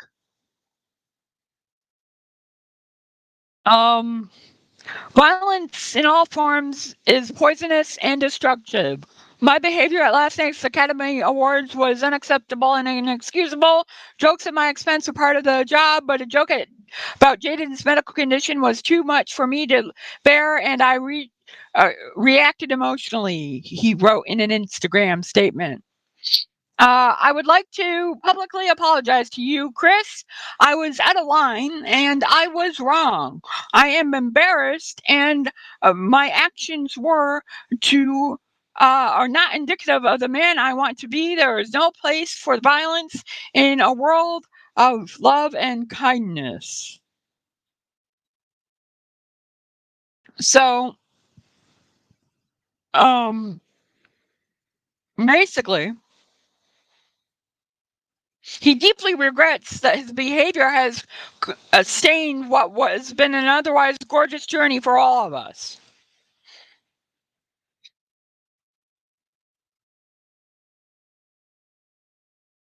This just makes me angry. And the reason it makes me angry is it's a lazy cop-out apology. I posted on Instagram. I posted on Instagram, and I'm sorry about it. You can't walk up to the guy. You can't make a public statement. You can't make a YouTube video. You can't make a TikTok. You can't figure out how technology works and say publicly to the man, Chris Rock, I'm sorry. You have to use you can't use Instagram Live? Like, I don't know how it works, but I'm told it does.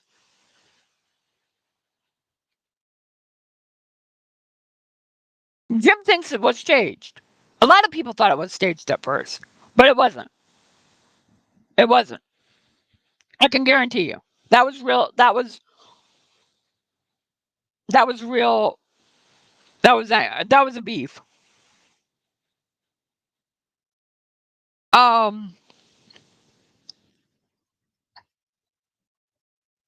I just think, like,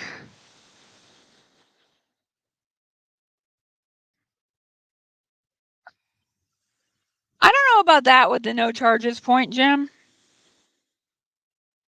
I'm 50-50 on that. Because prosecutors will do what's popular, and they're gonna listen to the victim. And if the victim says no, don't prosecute, which the victim has already said, I'm not going to prosecute and press charges, they're likely to listen to the victim.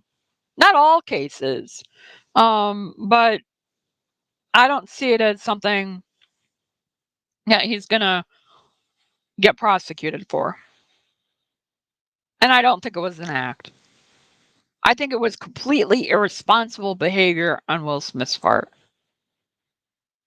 He could have taken it outside.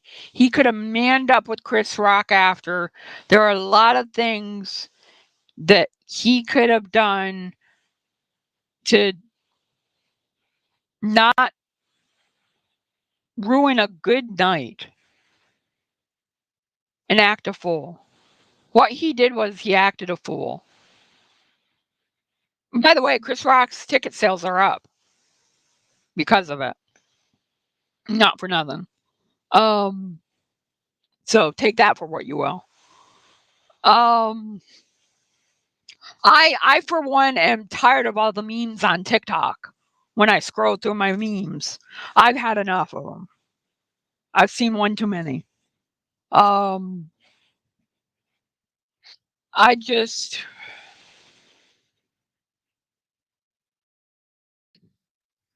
he had the opportunity when he accepted the award to apologize to Rock on stage.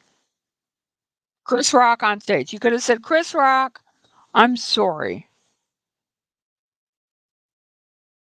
Now, I'm the first. I am the first one with apologies to say, you know what? You better apologize to me and mean it. And not give me some contrite BS apology because you feel it's necessary to mend a fence. Like, I don't want that politicized statement. And like, I wouldn't accept, like, I'd be more offended by Will Smith's apology than him actually hitting me.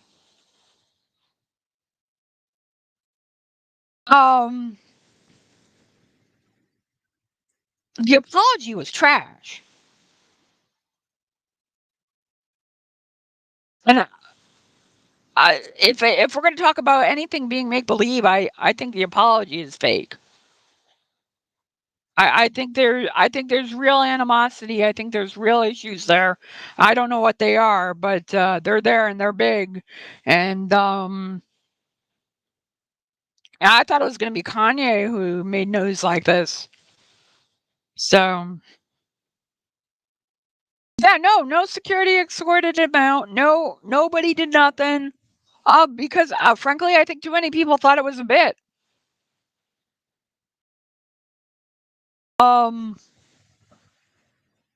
But that's how it is. I mean, we will go through history wondering. We'll go through history wondering what actually happened and what took place. Was it real? Was the UFO sighting real? Was it a fake UFO? Did I actually hear the fart? Or was it a whoopee cushion?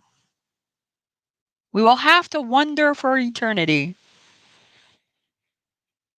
Yeah, I don't understand either why he was allowed to say. These are questions I don't have the answers to. Why he was allowed to take the stage? Why it happened the way it did? I do not have the answers to those questions, unfortunately. So there's that.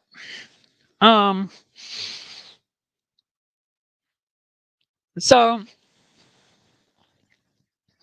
but we're live. We're coming up on the top of the hour. We're going to talk about Ron DeSantis being a jerk a little bit more in the next hour. I'm going to try and stay awake. And we'll be right back after this. Stay with us, won't you?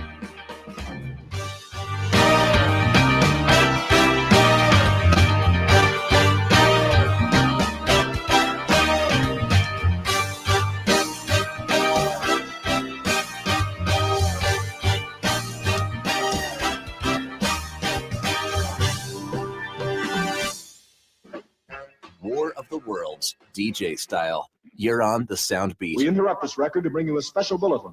The reports of a flying saucer hovering over the city have been confirmed. The flying saucers are real. We're cool. We're, as they say, hip, fat, sick. Do they say that anymore? Anyway, you're listening to the very first mashup, The Flying Saucer. Luniverse record number 101. It was mashed up by Bill Buchanan and Dickie Goodman in 1956. That's 1/2 century before Glee. See? Hip. It's hard to tell. The gentleman with the guitar, what would you do, sir? Take a walk down the lonely street. Thank you. We return you now. Your outer space disc jockey with a request for Earth. Earth Angel, Earth Angel. I've just been handed a bulletin. The flying saucer has just landed. Are you there? I hear you knocking. You've been listening to part 1 of 2. Listen to both right now at soundbeat.org. Soundbeat is produced at the Belfer Audio Archive, Syracuse University Libraries. I'm Brett Barry. I'm Dr. Anthony Lizowitz, and this is Climate Connections. In recent years, large wildfires have raged across the West, filling the air with smoke. But dangerous smoky air can also cause problems for people who live east of the Rockies. Every year, thousands of smaller fires burn in eastern states. Smoke from those large western wildfires can also be transported to the east as well. That's Caitlin Odell. As a graduate student at Colorado State University, she analyzed 13 years of air quality data, satellite images of smoke plumes, and records of asthma-related hospital visits. She found that the danger is most severe for residents who live in the West. But because so many people live in eastern states, the total number of smoke-related hospital visits there was actually larger. Odell says her study is an important reminder that harmful smoke particles can pollute the air people breathe, even in regions where wildfires are not a top-of-mind concern. especially when smoke is transported from far away, it might not even look smoky and it might not smell like smoke. And so your eyes and your nose are not necessarily the best indicator of smoke. So she says it's important for everyone to keep an eye on local air quality warnings and for vulnerable people to take precautions on days when smoke is in the air. Climate Connections is produced by the Yale Center for Environmental Communication. To hear more stories like this, visit climateconnections.org.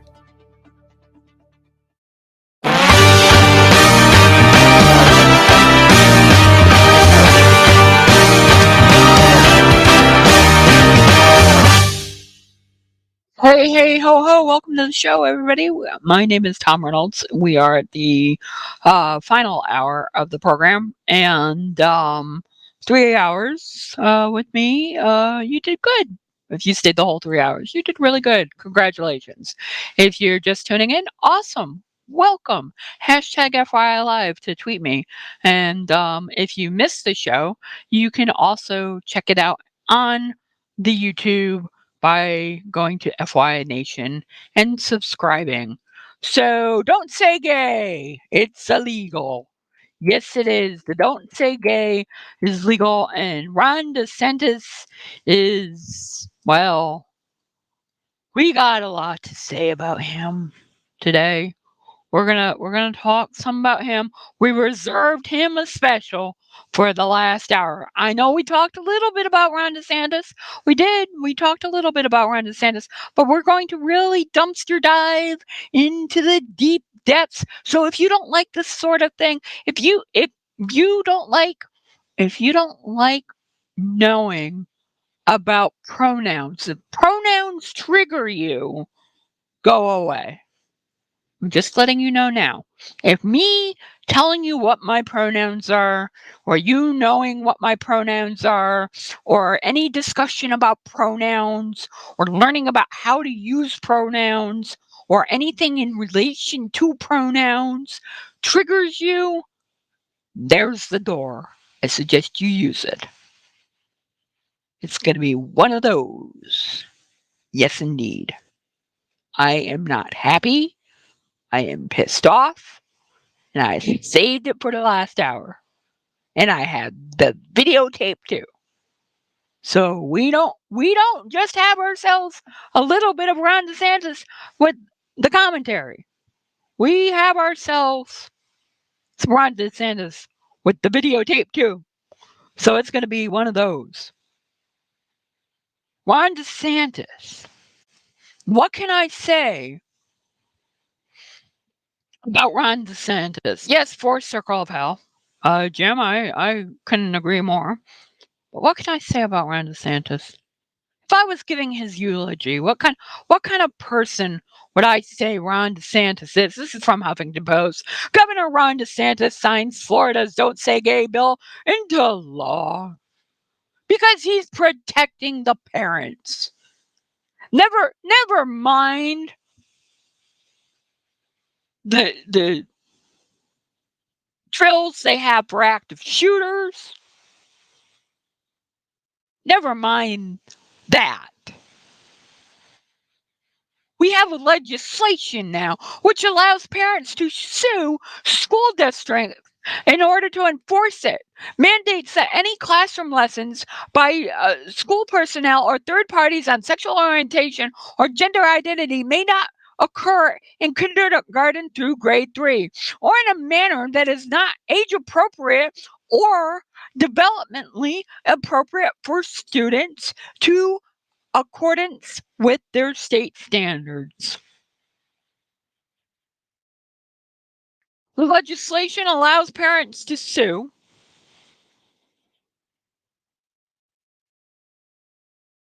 The legislation is discriminatory. It's largely forbidding instruction on sexual orientation and gender identity in most elementary school classrooms. When I don't know, learning about how to communicate about your identity is the most important. When you are learning and discovering your body and knowing not to do certain things and act certain ways and behave in certain ways. I would think that, I don't know, the early age of childhood would be the age that you teach these things, not at high school level.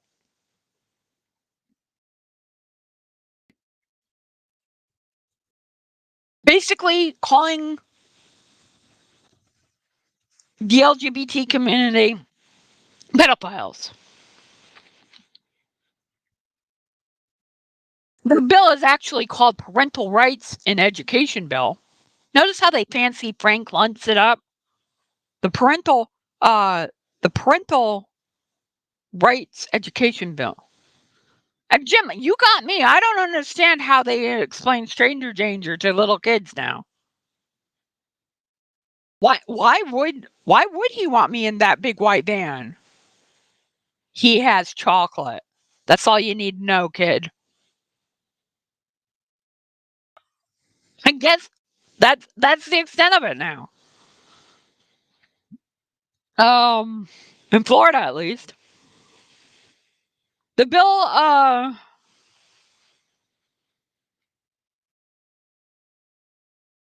is said an anti-grooming bill.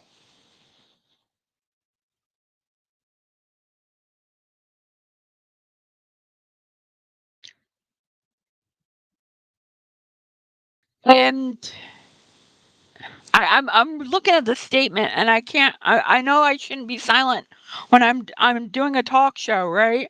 I shouldn't be silent and I shouldn't have a long pregnant pause. But the stupidity in the sentence, and I'll read it to you right now, it makes me want to throw up in my mouth. If you're against anti-grooming bill, you are probably a groomer, or at least you don't denounce the grooming of 4 to 8-year-old children. Silence is complicity. This is how it works. Democrats, and I don't make the rules, said spokesperson Christina Pushaw.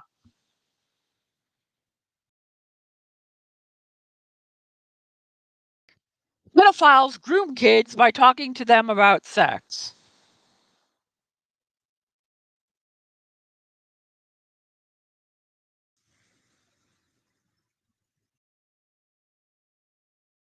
I have to take a moment because this is so infuriating. This is beyond words, but it gets worse. It gets worse because Ron DeSantis, not only did he sign the bill, he had a press conference to say how proud he was of signing the bill because he's proud and he's just a fine American. And he went off on Hollywood because people at the Oscars took it upon themselves to, I don't know, protest a discriminatory bill, an extremist bill, a shallow bill. Thank you, Jim, for the words. So I was at a loss because this is about me. I'm non-binary. I'm pansexual. I didn't know these things. I would have liked to know at maybe an early age when I was trying to figure out my sexuality and that self-being and self-worth, as opposed to being the completely confused, self-hating, bigoted person that I was. Because I wasn't taught these things. I am literally the example of what happens to somebody who is not taught the things that are necessary in your early childhood and has to find out for themselves later along the line. So it really angers me. It really cranks my gears when Ron DeSantis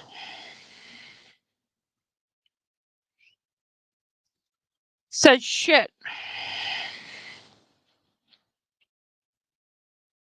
like this. And so we will continue to recognize that in the state of Florida, parents have a fundamental role in the education, healthcare, and well-being of their children. We will not move from that. I don't care what corporate media outlets say. I don't care what Hollywood says. I don't care what big corporations say. Here I stand. I'm not backing down. And that was the tip of the iceberg with him. I'm not backing down of my bigotry and my hatred. I'm calling gay people and LGBT people pedophiles. I'm not backing down on that. Self-righteous tool. I'm supposed to have words as a talk show host, but words fail me with this. Because again, this is me. This is all my life of not being educated properly and not being able to figure out who I was until very late in life. Luckily, not too late. But I made real poor decisions as a young adult. And I have to wonder, had I had the opportunity to know half of what I know now, I wouldn't have made the same poor decisions that I made. And for this guy to act as if he's doing something good when he's causing so much harm. I mean, he's literally banning education, people. He is coming out and saying, you cannot have this knowledge because it might be against your parents' beliefs or somebody else's parents' beliefs.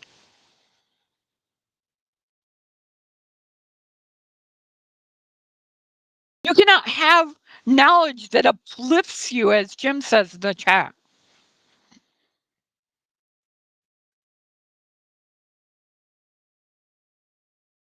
We do not need people like this in Congress.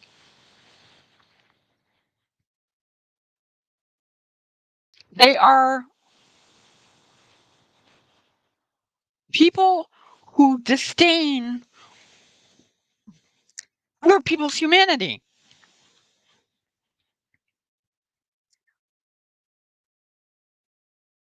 They don't look at people that are trans like Robin Kincaid as heroes like I do.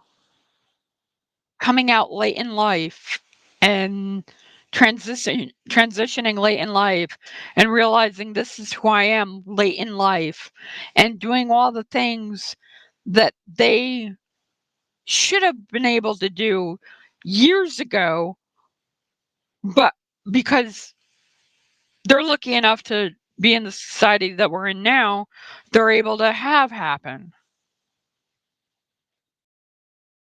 Instead, they devalue people and dismiss you. And it goes back to taxes. You're not paying enough because you're poor. They dismiss you out of hand. Are you not tired of being dismissed? Are you not tired of being dismissed by the Republicans?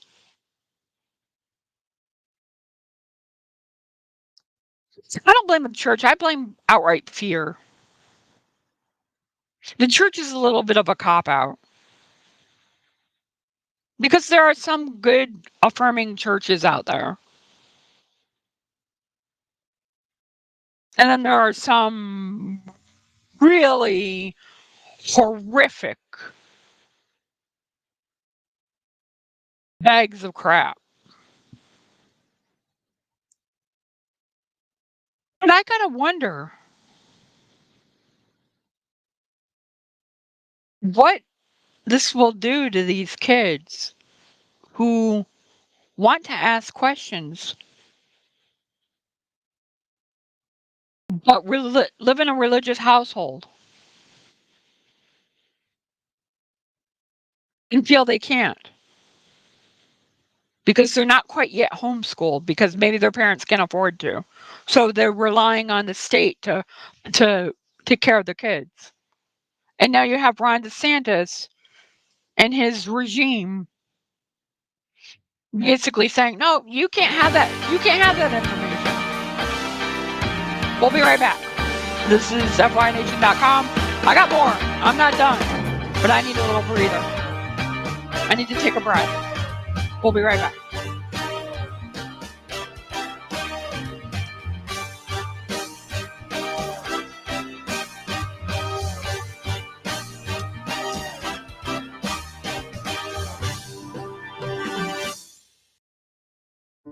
Insight Daily Radio. From food to fashion, science to tech talk, or for just plain fun, we've got you covered. From the art of all things, here's Lasana Jeffries. South Africa has declared a national disaster over the drought afflicting southern and western regions, including Cape Town. Running water in the city of 4 million has been affected by a wider pattern of climate change seen around the country, including the Western Cape, where Cape Town is located, the Northern Cape and Eastern Cape provinces. Supplies have yet to recover from an El Nino-triggered drought that began 2 years ago and is now raising the risk of a shortage that could hit industrial and agricultural output. The Department of Cooperative Governance and Traditional Affairs said that after reevaluating the magnitude and severity of the drought, that it had reclassified it as a national disaster. The department said last week it was close to making such a declaration. However, Cape Town, whose picturesque oceanfront location is a major tourist draw, has pushed back to June 4th from May 11th, its designated day zero, when residents will have to start queuing for water, with city officials citing a decline in water usage. Deputy Mayor Ian Nielsen said that over the past week, water consumption in Cape Town had declined to 526 million liters per day, and that this was the first time the daily average had been kept under 550 million liters. Nielsen also pointed to city efforts to regulate the flow of water, and with cooperation, official appeals, it seems to have curbed their consumption. Cape Town hotels have asked guests not to use baths and to limit showers to 2 minutes or less, while some restaurants are switching to disposable cups and dispensing the table linen. Thanks for listening. I'm Lisana Jeffries. Insight Daily Radio.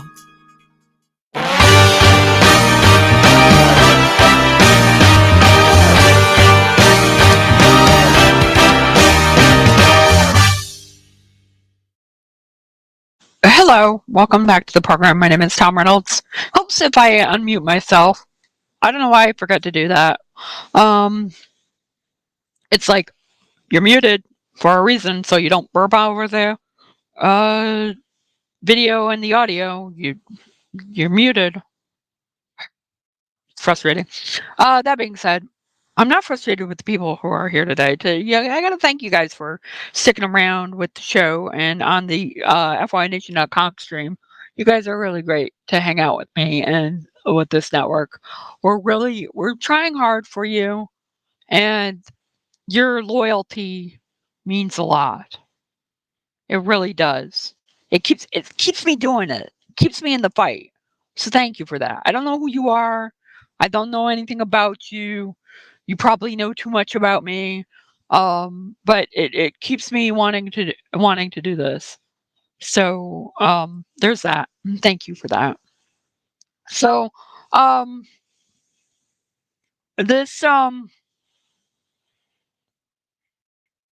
this blaze changing gears a little bit. This Blaze story, because if I talk about Ron DeSantis, my head's going to explode.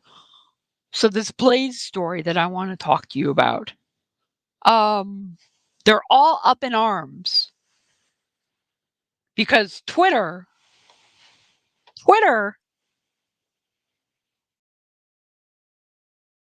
decided what is hate speech on them. Twitter was like, no, Rachel Levine is the Assistant Secretary for Health and Human Services, and she's transgender. And for those who don't know, let me set this up. She's transgender.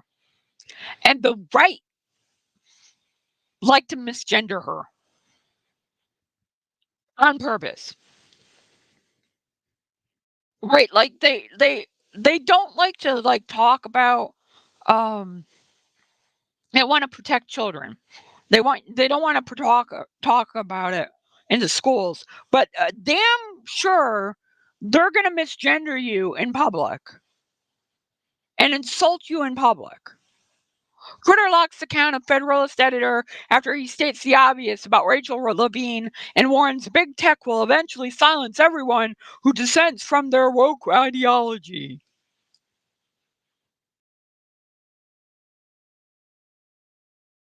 Oh, you mean hate speech? Is that what you're mad about? It's not anything to do with woke ideology. It's about hate speech. Rachel Levine identifies as a woman. She's a woman. She was born a biological man, but she identifies as a woman. Why can't you leave it at that?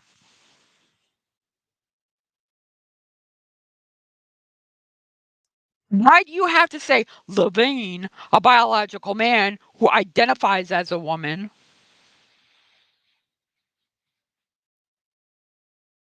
If you say Rachel Levine is a man, they will come after you. Doesn't matter that Levine is in fact a man. Truth is no defense. Said the Federalist Daniel Davidson.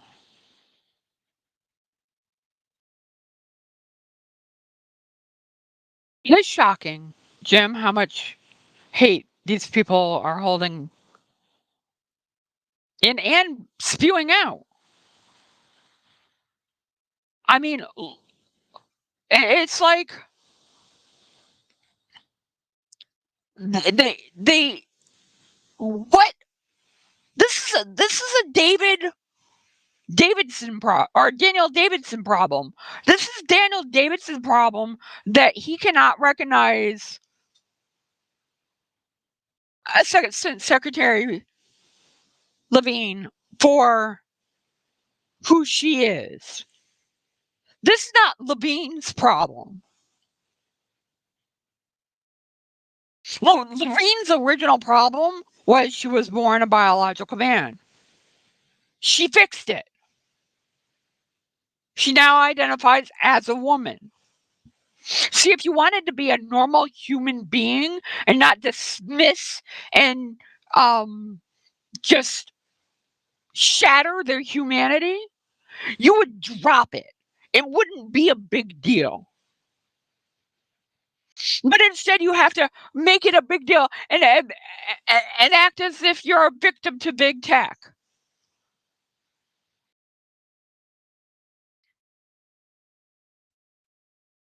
I mean, really? Daniel Davidson is the victim? Are you kidding me? What Hunter Biden crack pipe did they find in smoke? Rachel Levine is the victim. Rachel Levine is being called a man when she identifies as a woman. And yes, Jim, they could just say Secretary Levine or Assistant Secretary Levine. But they are triggered by a pronoun.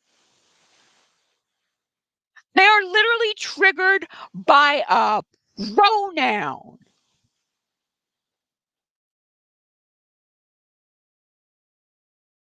It is not a Rachel Levine problem that you are a homophobic bigot. That is a Daniel Davidson problem. And it's not a big tech problem either that you are a homophobic bigot. It's a Daniel Davidson problem that you cannot take responsibility for your fucking actions.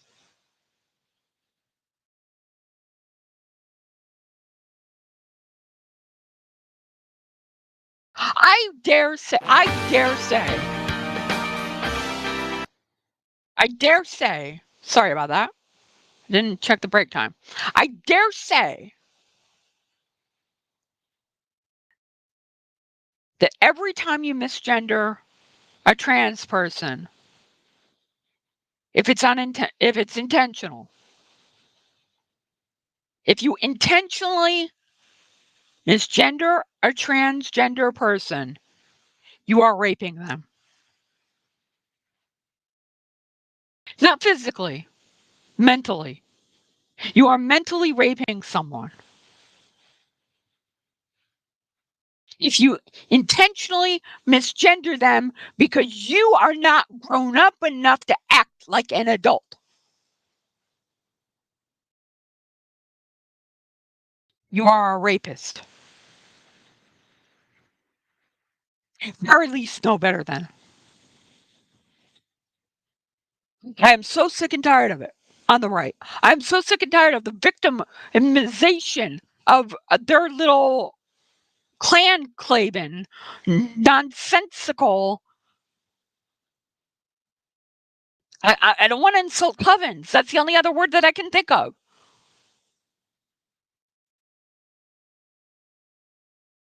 The fact that they can't say the proper pronoun triggers them, and we're the snowflake?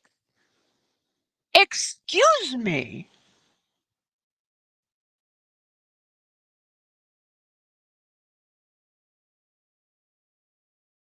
Rachel Levine solved her problem. Her problem was she was born a male and she identified as a female. She corrected it. You, Daniel Davidson, need to correct yourself.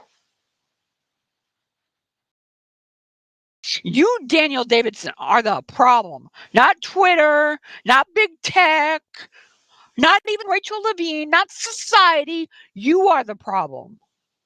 Because you are so two-dimensional, binary, that you can't see past your own tiny penis, which is amazing that it actually cock blocks you.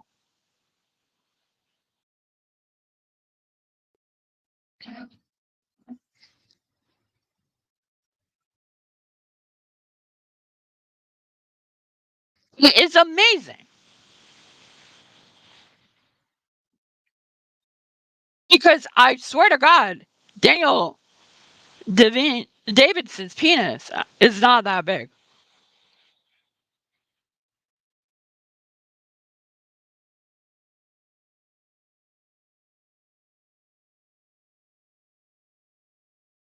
And he's the victim.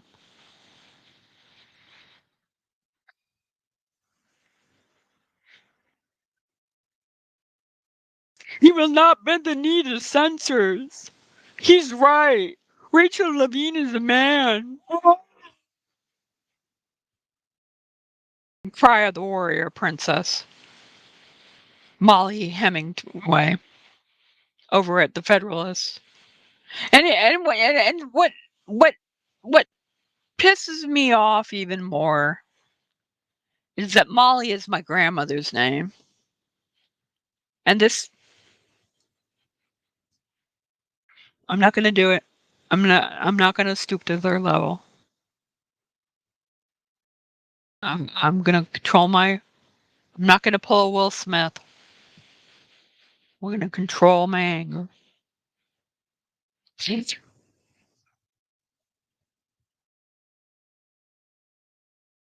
Rachel Levine is not some trans activist going out there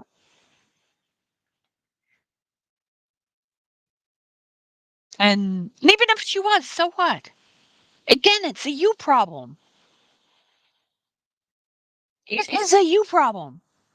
If you are triggered by somebody's pronouns, that is your problem. If you have to wonder what is between their pants, sorry, you're the pervert.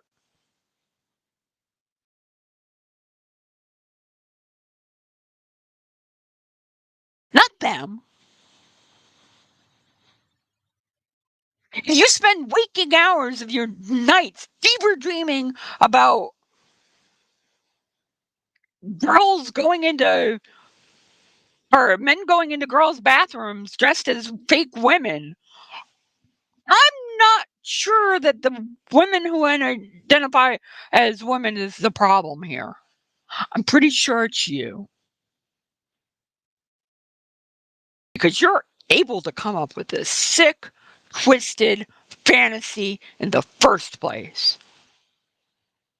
You're able to dismiss somebody's humanity with a snap of your finger, just like that.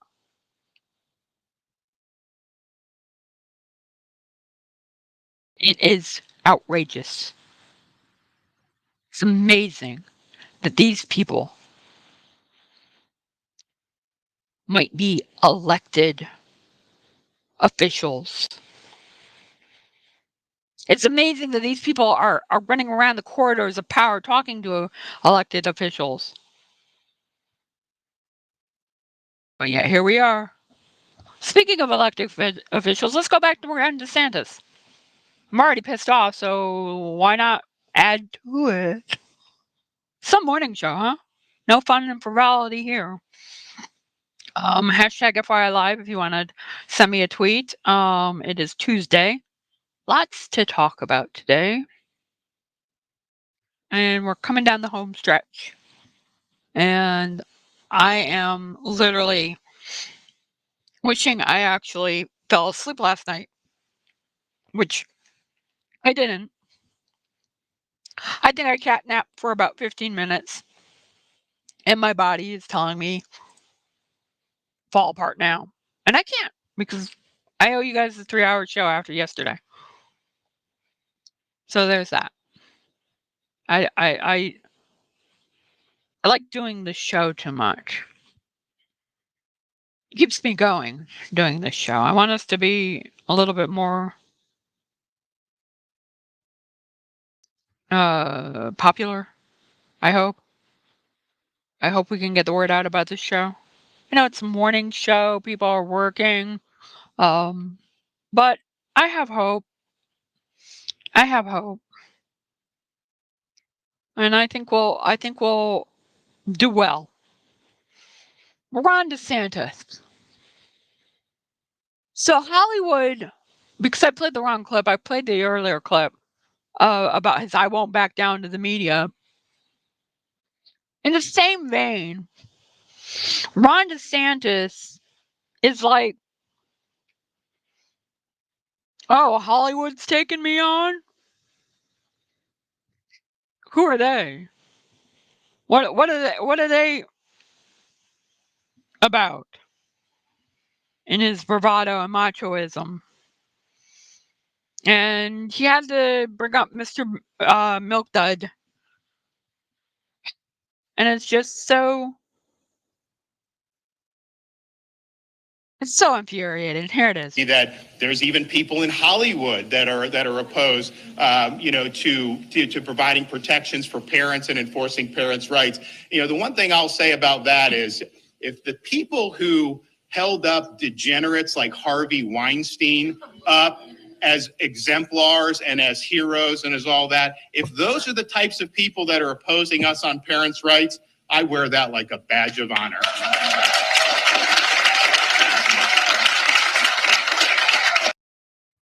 Well, Ronald, Dick, dude. I don't want to. I don't want to use your wrong pronouns. What are they? Ass and asshole. Harvey Weinstein was taken out by Hollywood. You moron. Harvey Weinstein was taken out by the entire Me Too movement and prosecuted and convicted in New York and soon to be prosecuted and most likely convicted in LA, which is more than I could say for your Trump loving leader who wants to get back into the White House more than you do. So before you go off and talk about Harvey Weinstein, check yourself, man. I'm protecting parents. The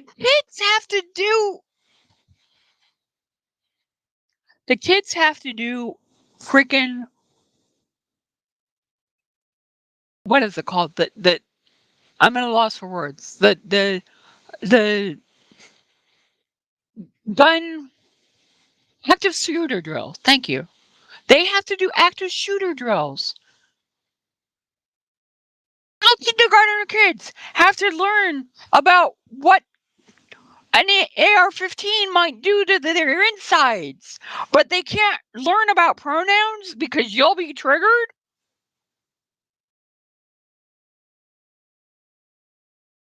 I would be more concerned about getting the guns and the active shooter drills out of my school system. Just saying, priorities out of whack. Now I know I promised I wouldn't swear, but that ship sailed. I'm too frustrated. I'm trying to be better about it. I really am. And I know on the Woke Talk Radio show, because we're syndicating, I cannot swear. Period. Maybe an ass or a damn is about as good as it's gonna get. But for the love of God, let's weigh it. Active shooter drill. Learn about pronoun. Active shooter drill. Learn about pronoun. Which is worse? Which is worse? Which is worse on the scales of Republican morality? Oh yeah, clearly pronouns. Clearly learning about pronouns. Clearly they them is going to totally ruin a child for the rest of their life. But being shot in school or having to do 15 dozen AR-15 active shooter drills, that's not going to cause any harm at all. They're going to be just fine.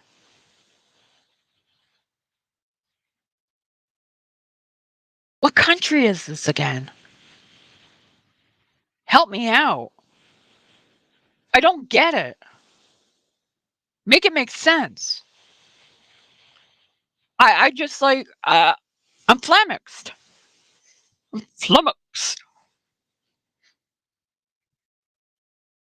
I just don't understand how we get to this place.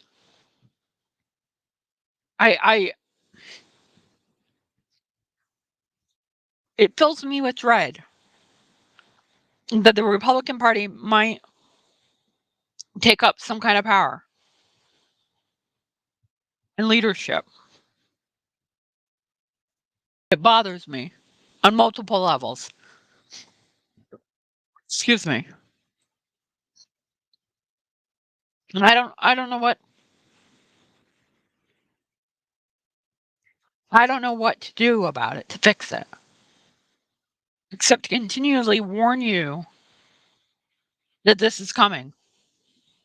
This is what we're going to get on the national level. And I really need to cut my hair. My hair is really driving me insane.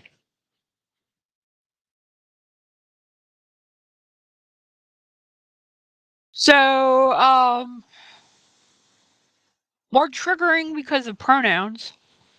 I found this new online, well, they're not new, but I found this online right wing source that I like now for videos and stuff on the Twitter machine. And they had this article that I just had to talk about today because it goes right up to and includes what we've been talking about all day. And they're just so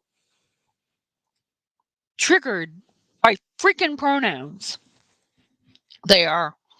And it's so pathetic. So the post-millennial is this right-wing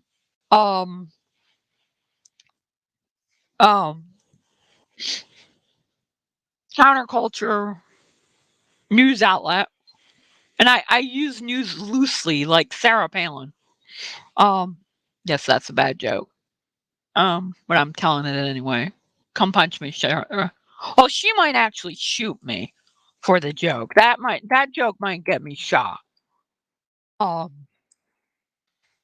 being said, I got jokes. What can I say? This story is I don't see the problem that this is a thing, that this is being taught. Like I literally like if parents are not willing to have this discussion with their kids, then it's up to the schools to do it in a manner that is appropriate. First graders given gender identity homework in Washington State. Gender identity, girl, boy, neither or both she, her, him, they, them, pronouns. Oh no. Pronouns? We're going to learn about pronouns? The Edmond School District in Washington State is pushing woke gender identity ideology on first graders in a disturbing age inappropriate assignment. Explain to me how it's age inappropriate. First graders is right around that age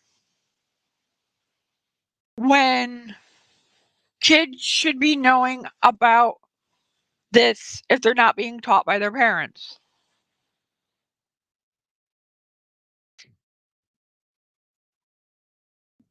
A plan titled Gender Identity, which was asked for students to make a snow person based on how they identify. The instructors stated, think about what we talked about in class about gender identity. Make your own snow person and tell me how you identify themselves. The assignment provided a gender diagram teaching 6 and 7-year-olds that they can either identify as a boy, a girl, both, or nothing at all.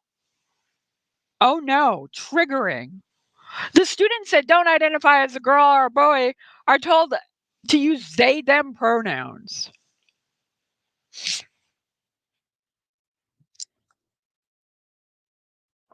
And this is bad how? You're teaching young children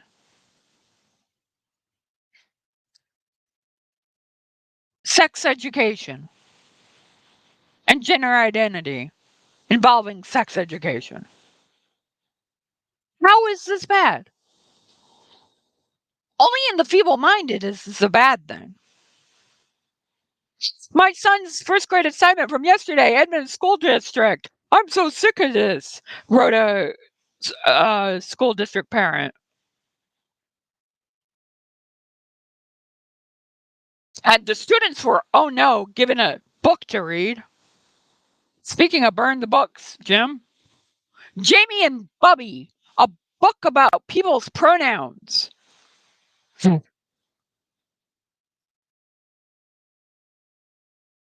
The book features a young child teaching the great-grandmother the importance of not assuming one's gender. Oh my God, I did that just the other week with my mom. I had that talk. She didn't know that Robin Kincaid had transitioned and didn't realize that she had met Robin as Bob. Her reaction was not disdain or dismissiveness. It was like, oh well, oops.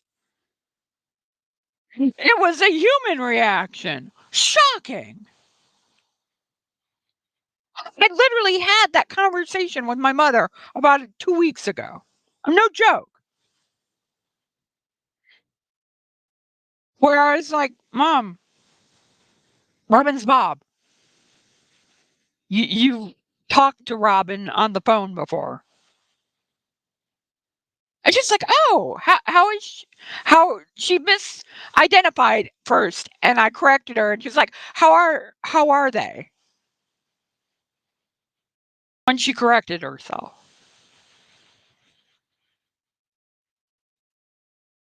I don't know if the snow people had appropriate genitalia, Jim, but oh my God, if they did, just send out the brigades. The book, you can't have a book about learning about pronouns. According to the author of the book, introducing children to an accessible fictional narrative to the non-binary experience, the use of the gender-neutral pronouns, and how to respectfully use personal pronouns, they will learn the importance of using correct pronouns, that sometimes a person name and pronouns change. Oh my God.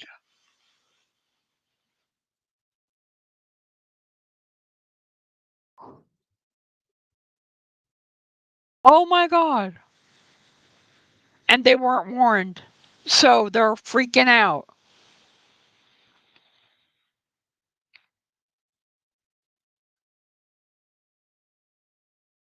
And they're like, well, this is why we need the law in Florida.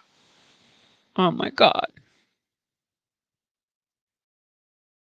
Because of your paranoia is why.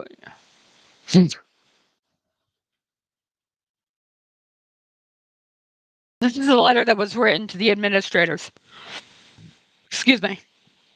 It has come to our attention that our child has been given classroom instruction relating to gender identity and the use of pronouns. Dun, dun, dun. In fact, I have one better. I'll go one better.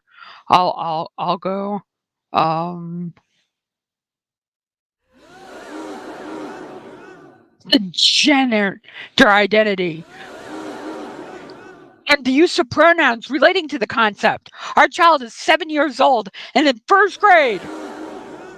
This material is completely inappropriate for children at the age, and is the reason the state of Florida is looking to legislate the issue. We are not given any type of prior notice and that this was going to be taught, and had we been informed, we would have denied consent and requested our child be excused from the lesson because pronouns. As such, we formally request that at this time we be notified of any further lessons on this subject and that he be excused. He be excused and no penalty be levied. We appreciate your understanding and assistance in our bigotry while honoring our request. Oh my God.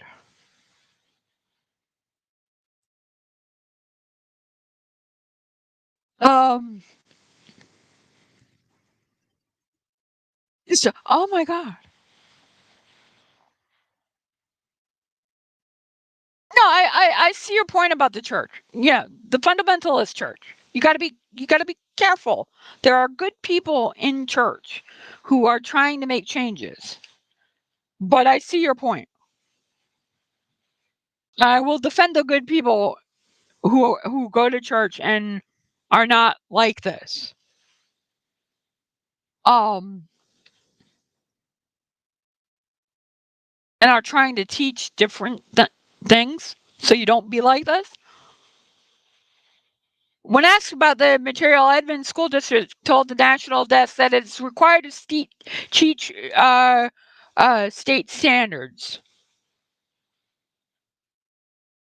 The district told that the outlet that the lessons are complied with state education standards, even though many parents are upset the concepts of gender identity are being taught to children at such a young age. Oh my God, gender identity. Okay, let's break it down for a minute, for a second. The extent of a young person's gender identity, if they're a boy, girls, ew, I'm not kissing that. Girls, boys, ew, stinky. I mean, that's the extent of it. I would like children to have a little bit more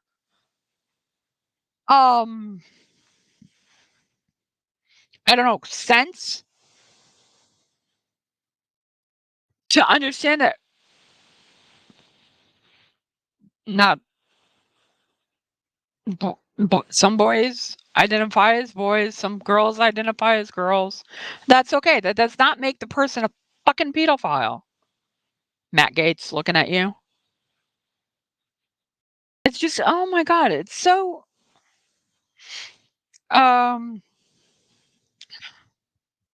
it's devastating to me. I'm not gonna have room for this last story, so we're gonna bin it for maybe tonight and talk about it tonight with Lou, if Lou is able to make it to the show at 8 o'clock. We did all the stories but one. And I'm just not I don't have enough time to really do it appropriately. We have like 5 minutes left before the show ends. So there's that. What I will do is remind you that let's see. Let's see here.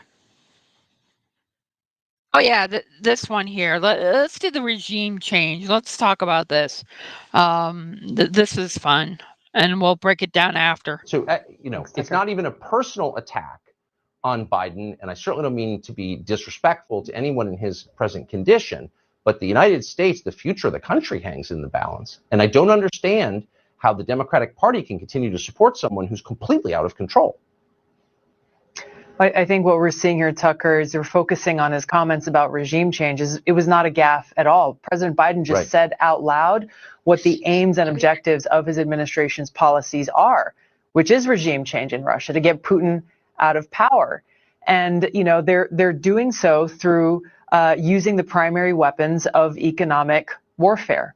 They're doing so by waging this modern day siege against Russia, isolating, containing, destroying their economy, starving the Russian people in the hopes that the Russian people or the military will rise up and revolt and overthrow their government and get rid of Putin. And the reason why they're lying about this to the American people, Tucker, is they know that we are sick and tired of our country waging regime change wars. We remember how costly and devastating these wars in Iraq and Libya and Syria and others have been, and we reject them wholeheartedly. So if they were to come out and tell the truth, their polls would tank even more than they already are, and their politics would suffer. And that's really where we have to... I believe you completely that clearly they want that. But what comes after? Killing people is relatively easy. Building things is really hard. So this is a real country with 140 million people living in it, huge energy reserves. Putin goes, then what? Have they thought that through? I mean, the answer to that is clearly no. And this isn't just my opinion. We have history to look for to the answer to this question. In every one of these regime change wars, we've seen how the answer to the question, what happens next? Who takes charge after you topple that dictator? What weapons will they have under their control? They never have an answer to that question. And what we're seeing play out before us is following that exact same track record, only more dangerously so, because the American people are smart enough to know that a regime change war against a nuclear-armed Russia is very different from any other that's been waged before and will result in disastrous consequences that go beyond anything we could even imagine. Yeah. I thank you. I mean, these people who couldn't keep track of their own dangerous biological agents they were funding in Ukraine, they have no idea where they are, obviously. They're going to keep track of 6,000 nuclear weapons? I don't think so. So there's a lot to break down with that, but it's riddled with lies. It's just bullshit. There's no regime change happening. Biden is not planning like George W. But again, it's either Biden is too senile to do it, or Biden is the plotting mastermind. All the same thing. Did you notice that? You can't have it both ways, guys. It's either one or the other. Either Joe Biden is a senile old 25th Amendment him, or he is the greatest mastermind since you name it, George Washington. And that's all I got. I thank you guys for listening. I thank you guys for participating. Jim, it's a pleasure as always. We'll be around at 8 o'clock. I made it through the show. I hope you enjoyed the program. They're liars. They are just natural liars. They are puppets. They are literally on Russian TV. Russian TV. If that doesn't tell you all you need to know about those two, I don't know what does. Talk about collaborating. Bye all. Have a great day.